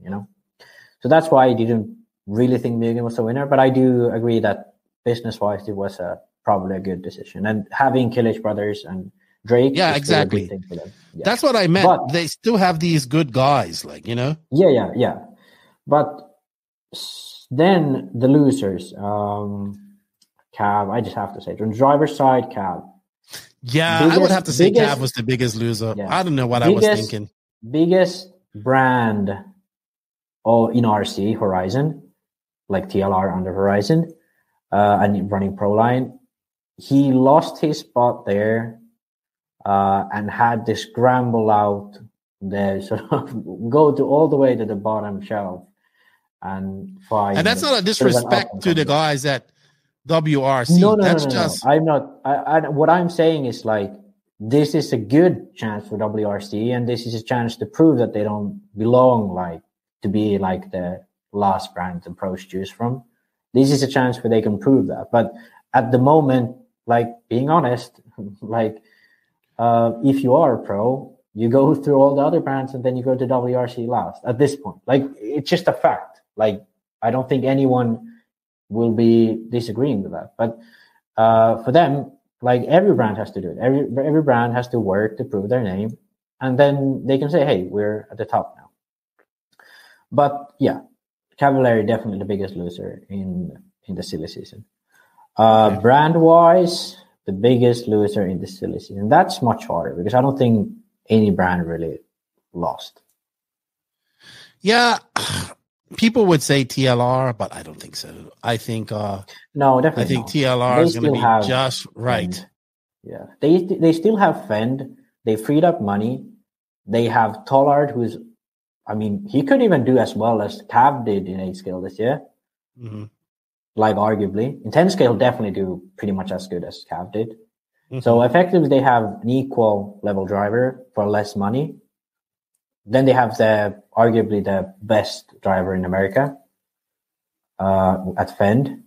And they have good marketing, good presence. So, no, TLR is definitely not a loser. Okay. I would agree with you on that too. No, I have no real disagreement there. I think that's about it for 8 scale though. The biggest winner, man. Hey, I know. Kyosho lost this season. Yeah, they went on more and more. Yeah, they're losing every year it seems like, and that's I mean, Kyosho, okay. Kyosho and Cav, biggest losers, biggest winners, Tebow and Techno. I would say I would have to throw WRC as a winner too. They win. They still get a Cav, and it's still relevant too. Yeah. Okay, I do agree with that. Yes, I wouldn't say WRC is the biggest winner, but they're a winner. But they are a winner, and to me, one of the biggest surprises, because I didn't think WRC would get a world champion or a top level pro, and quite a lot of fast young drivers and regional drivers, which they did. I agree with you. All right. We're going to go on to 10 scale. We're not going to spend much time on that because I'm going to have a 10 scale recap of this race with Warner Crime, hopefully on Tuesday. But in the terms of Yokomo, you have obviously Lee's gone. They still have the Killix that are staying. You say probably German distributor. They still have a big touring car team. But that's the thing. Touring car has always been quite separate from off-road. Like when Yokomo was really big, like Naoto was the only guy who pretty much transferred between classes. Like the touring team is very different from the off-road team. But yeah, I think next, like this year is the world's year. And Yokomo pretty much with these moves confirms that they are out of off-road. 10 scale off-road, they're out. That's what it seems like. Schumacher, I think biggest moves, they just signed Cavallari. They signed Lee Martin. Like, I kind of thought that was going to happen. Cav to them tells me that they're really going to do a big push in America. Yeah. But I think what, like, if you think about it, Schumacher is one of the only brands left who don't have 8 scale vehicles, only 10 scale. And I don't see it happening. Everybody's saying, well, what happened to the 8 scale? I think they're just not going to worry about that right now, especially with the 10 scale Worlds year coming up.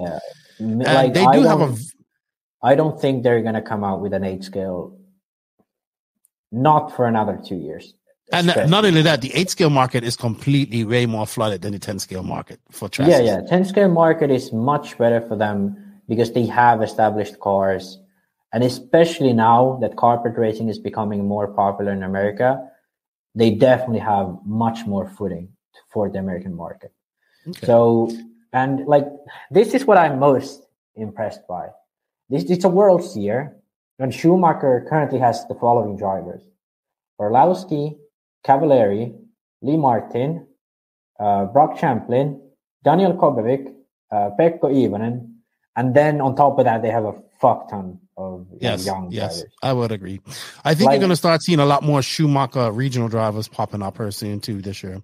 Oh, in America, definitely. Yeah, and someone like Jones, like I think Jones already ran for Schumacher. I wouldn't be surprised to see him, and especially now that, as far as I'm concerned, Nemo does sell Schumacher. At least not in USA. Not in USA. No, not in USA, but in UK. So I wouldn't be surprised if that somehow transfers on. Yeah, they'll get all those Agama guys. And now that Lee's at Schumacher, Nemo will definitely sell it in the UK. Like blast Schumacher now, because they don't have any other 10 scale brand to compete with. Like before, like promoting Schumacher when Lee was at Yokomo, that would have been a bit weird. But now it's like Schumacher, Agama, and so does this put to rest the rumors of the Agama 10 scale, you think? I think so. I think definitely, because what I understood was that 10 scale was sort of like a project that Lee was a bit involved in, at least. So now that he's a Schumacher, no way they're gonna release it like 10 scale car. TLR. So Cav Tallard in. Also, somebody that you don't have in her is Taylor Sontag, and also Brendan Schimmel. Brendan Schimmel, who killed it in stock for the last 2 years, has now moved up to mod. So he's gonna jump in the deep pool with the big boys. So and then they have the young kid like Kyle Go they just signed. I still think that TLR has a decent team. I think they're gonna trim the fat and they're gonna get the people that stick with them. And I think they still have a damn good chance of one of the best chances of winning at Hobby Action. And I think even Runafuck was like, I'll run a TLR because it's gonna be the best car on clay for the world. So yeah. David has TLR cars right now, and okay, good. Yeah, I mean, yeah, I don't know what he's gonna run, but I'd expect him to run TLR. Yes. Team Associated, I think they're straight. They got a plethora. They got 10 scale talent out of the Yang. I think we're gonna see Evans reinvigorated. I think we're gonna see you have her. You have Hotman and Ongaro. You forgot about Tommy Hall and Marcus Carap. And even Craggy. You ain't got Craggy in there. Yeah, I forgot about these guys. But yeah, you're right. Like AE and Schumacher definitely have a really, really strong. I can't go without saying my good buddy, Born a Crime. He has a while to go. But I mean, he's a one-up, right? Not yes, yeah, but he runs Associated, and I think the strong rumor is that Mayfield's just going to run Associated cars. And if that happens, that's going to even more. That's the rumor. I don't know. He might run whatever he wants. Who knows? But why would it, like, okay, this is one thing. Concepts has a very strong relationships, it seems, with Associated. Hey, one thing I have been thinking, I even saw a comment about this somewhere, and I really want to say this because I've bashed Techno on this podcast for so long. Mm-hmm. Now I'm gonna stand up to Techno and protect them where it is. So the Techno 4-wheel drive, it came out. It had a big, sort of like all these short course car guys and people like that were like, "Oh, this is a cool car." And what I'm gonna say is, people don't give that car credit where it's due, because it's definitely one of the easiest cars to drive in 10 scale. The only issue I have with that car, it's a slight bit too heavy. If they just a bit made it like more agile, a bit more light, a bit more modern design, that car could be actually a really good four-wheel drive car. And I'm gonna go as far, like, you remember Tebow won the relay race with that car. Yes, he did. Yeah. So if I was Mayfield and I was Techno, what I would do is really work on the 10 scale. Like, do what you got to do. Like, make a prototype chassis, reinvent the layout a bit, use the good bits of the car, the front, the steering. A lot of the geometry is really good, and get Mayfield. And I wouldn't be surprised to see Mayfield on a podium or winning the four-wheel drive worlds with a Techno four-wheel drive. Will be interesting. So, like, I just hope it happens, because everyone was like, "Oh, the Techno four-wheel drive sucks." But at one time when I didn't have any 10 scale sponsor, this one guy was like, "Hey, I have a Techno four-wheel drive and I don't have any idea how to set it up." And I helped him a lot. Like, I drove his car for a few days, and it was actually really fucking good. I did faster than like the guys who was running Associated at the local club, who like were really fast at that time. So yeah, I do think the Techno 4-wheel drive is actually really good. And it's one of those cars that has gone very much under the radar. And I really, really hope if he runs Associated, he does what T-Bot did, which is two-wheel drive, Associated 4-wheel drive Techno. Sweet. So yeah. Sweet. Yeah. Two companies you haven't mentioned, we're going to touch on them, and we're going to be done with this, and then we're going to have this special treat. You don't have SRX on her, who got Newman. I forgot. Yes. S-Works made some big moves. So last year they got Clement Boda. This year they got Neumann. So they do and Bornhorst and Heckert and Widmeyer. They have been really active in 10 scale. Really active. So good moves of them. I don't know if we're gonna see if Brandon Rose does go. I don't know if we're gonna see him running it, but we're gonna see a lot more S-Works as well. X-Ray. Pretty quiet. I mean, they have Coelho, they have Bayer, they have Tasman. I think I'm gonna be honest and go a bit sort of shooting a bit off the hip, but my feeling is that X-Ray is kind of in a bit of financial difficulty. I have no clue if this is true, so don't take my word for it. But what it looks like is X-Ray is just like living at the moment. Like what I've heard from distributors, and this has a lot to do with energy prices, the Ukraine war and stuff like that. But what I have heard from distributors, X-Ray is a bit of a shit show at the moment. But yeah, I don't know what's actually going on in the company, but that's my guess of why they haven't really made a single move during the silly season, because they don't really know what's going on. They are just like trying to survive the winter, and then like next summer when energy prices get back to, because you have to understand that in a lot of countries, like big part of heat production was about natural gas, which came through Ukraine. So it's like that has really, as far as I know, that has really hit X-Ray. And yeah, I heard through a few distributors that there's been big issues with that, energy prices and prices of products and stuff like that. So that's why I think X-Ray has been quite silent. But don't take this as a fact. Please, X-Ray, don't sue me if I'm wrong. But you're probably X-Ray's enemy, Max. I think they're content with what they have. That's true. I didn't mean that they should have done moves, because they do have a great team. They are really looking good for going into 10 scale worlds. Like Bruno is probably going to fight for the win. And they've got Tasman. Yeah, you forget about the Canadian. And they have that Muhammad. Who the fuck was that? Ben Mohammed. Yeah. Ben Mohammed. Yeah. That guy, the really young French driver. But this is going to be a little different. This is Clay. This is American Clay. This is something I want to see. I want to know how many of the Europeans are going to be coming over to do some practice. I know Misha's coming soon, so it's going to be interesting to see. Max, I think that wraps up our immense analysis of. Do we do biggest losers, biggest winners from Densko?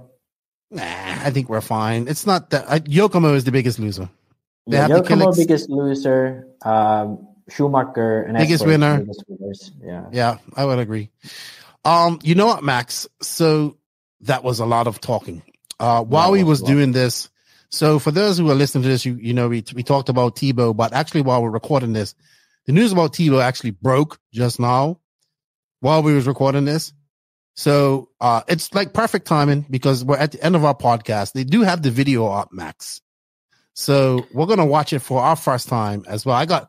My phone is blowing up right now because people are like, people are like, oh, I said, look, I had to keep this secret. I knew it was, Tebow all this time, but I haven't seen this video. So I'm interested to see what this video is about. So we're going to watch it for the first time, Max. Let me put it to the stream. Let me know if you heard this. If you're hearing this. Can you hear it? Yep.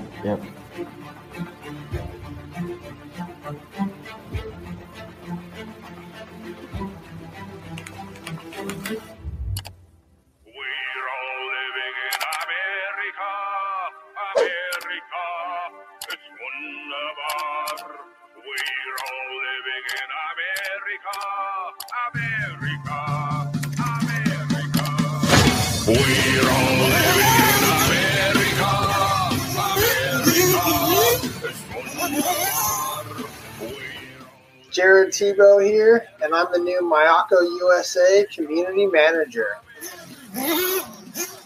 With my new role at Mayako, I'm going to have a couple different things that I'm doing. I'm still going to be a professional driver, traveling to all the races, racing, showcasing the products, working on development with the products as far as testing, product development, things like that.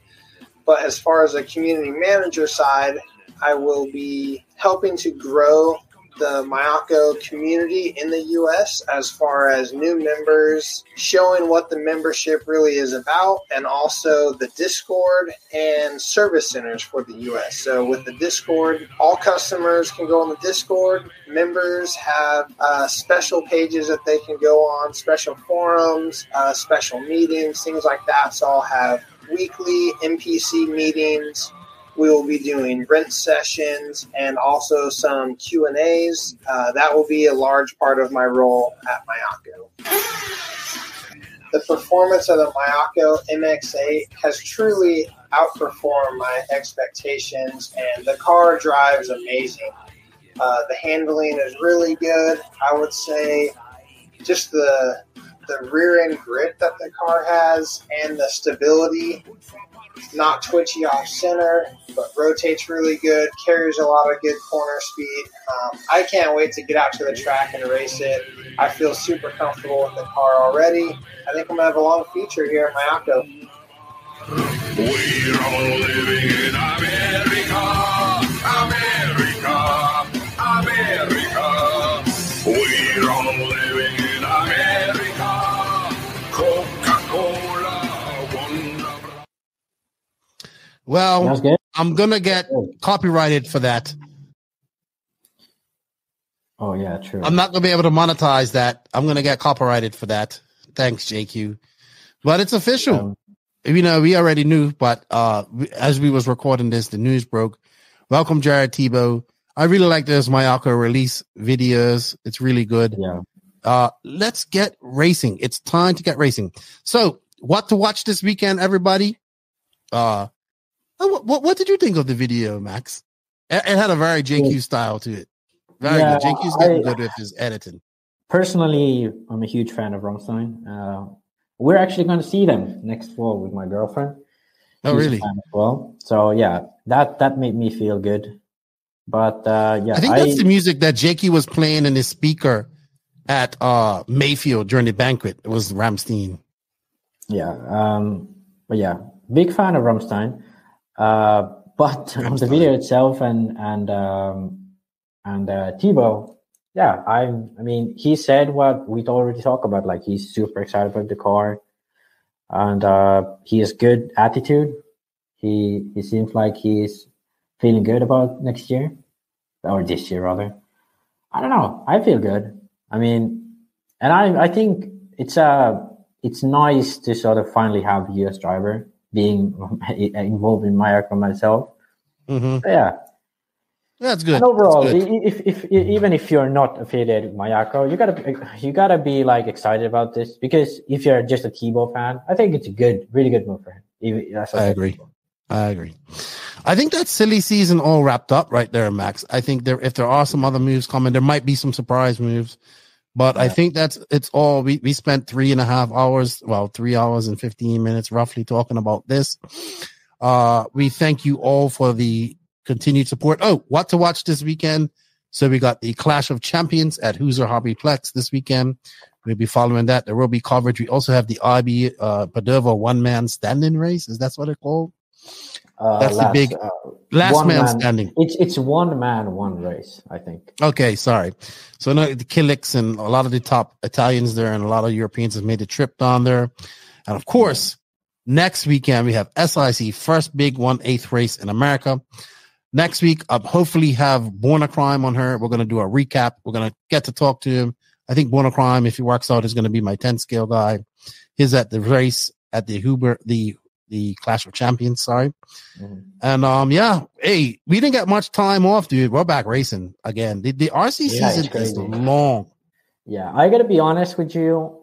Like, even though we always paint the picture of doom and gloom for, RC, like, oh, we should be doing things differently, I'm really happy that 2023 seems to be still booming for RC. Lots of races. Yep.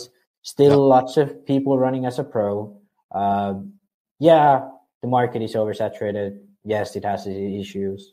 All the things we talk about. But after all, I'm really happy that RC is still here. It seems to do really great. And we're going to have a really, really exciting season of racing. I agree with you. All right, Max, I think that's it. I want to say thank you to all of the NNRC squad around the world. We can't do it without you guys. Thank you for all your support. Thank you to the patrons of the NNRC and the YouTube members for your support. You guys will get some extra stuff next week, I believe. Early releases. I would give early release of this, but it's just going to be too late. And we recorded late today, waiting for this announcement. If you wish to be a YouTube member or patron, the link is in the written description of this podcast. It really helps us out. Thank you to the awesome companies that supported us last year, and if they continue this year. And if you are a company that wants to be added to this list and you like what we're doing, send me a message.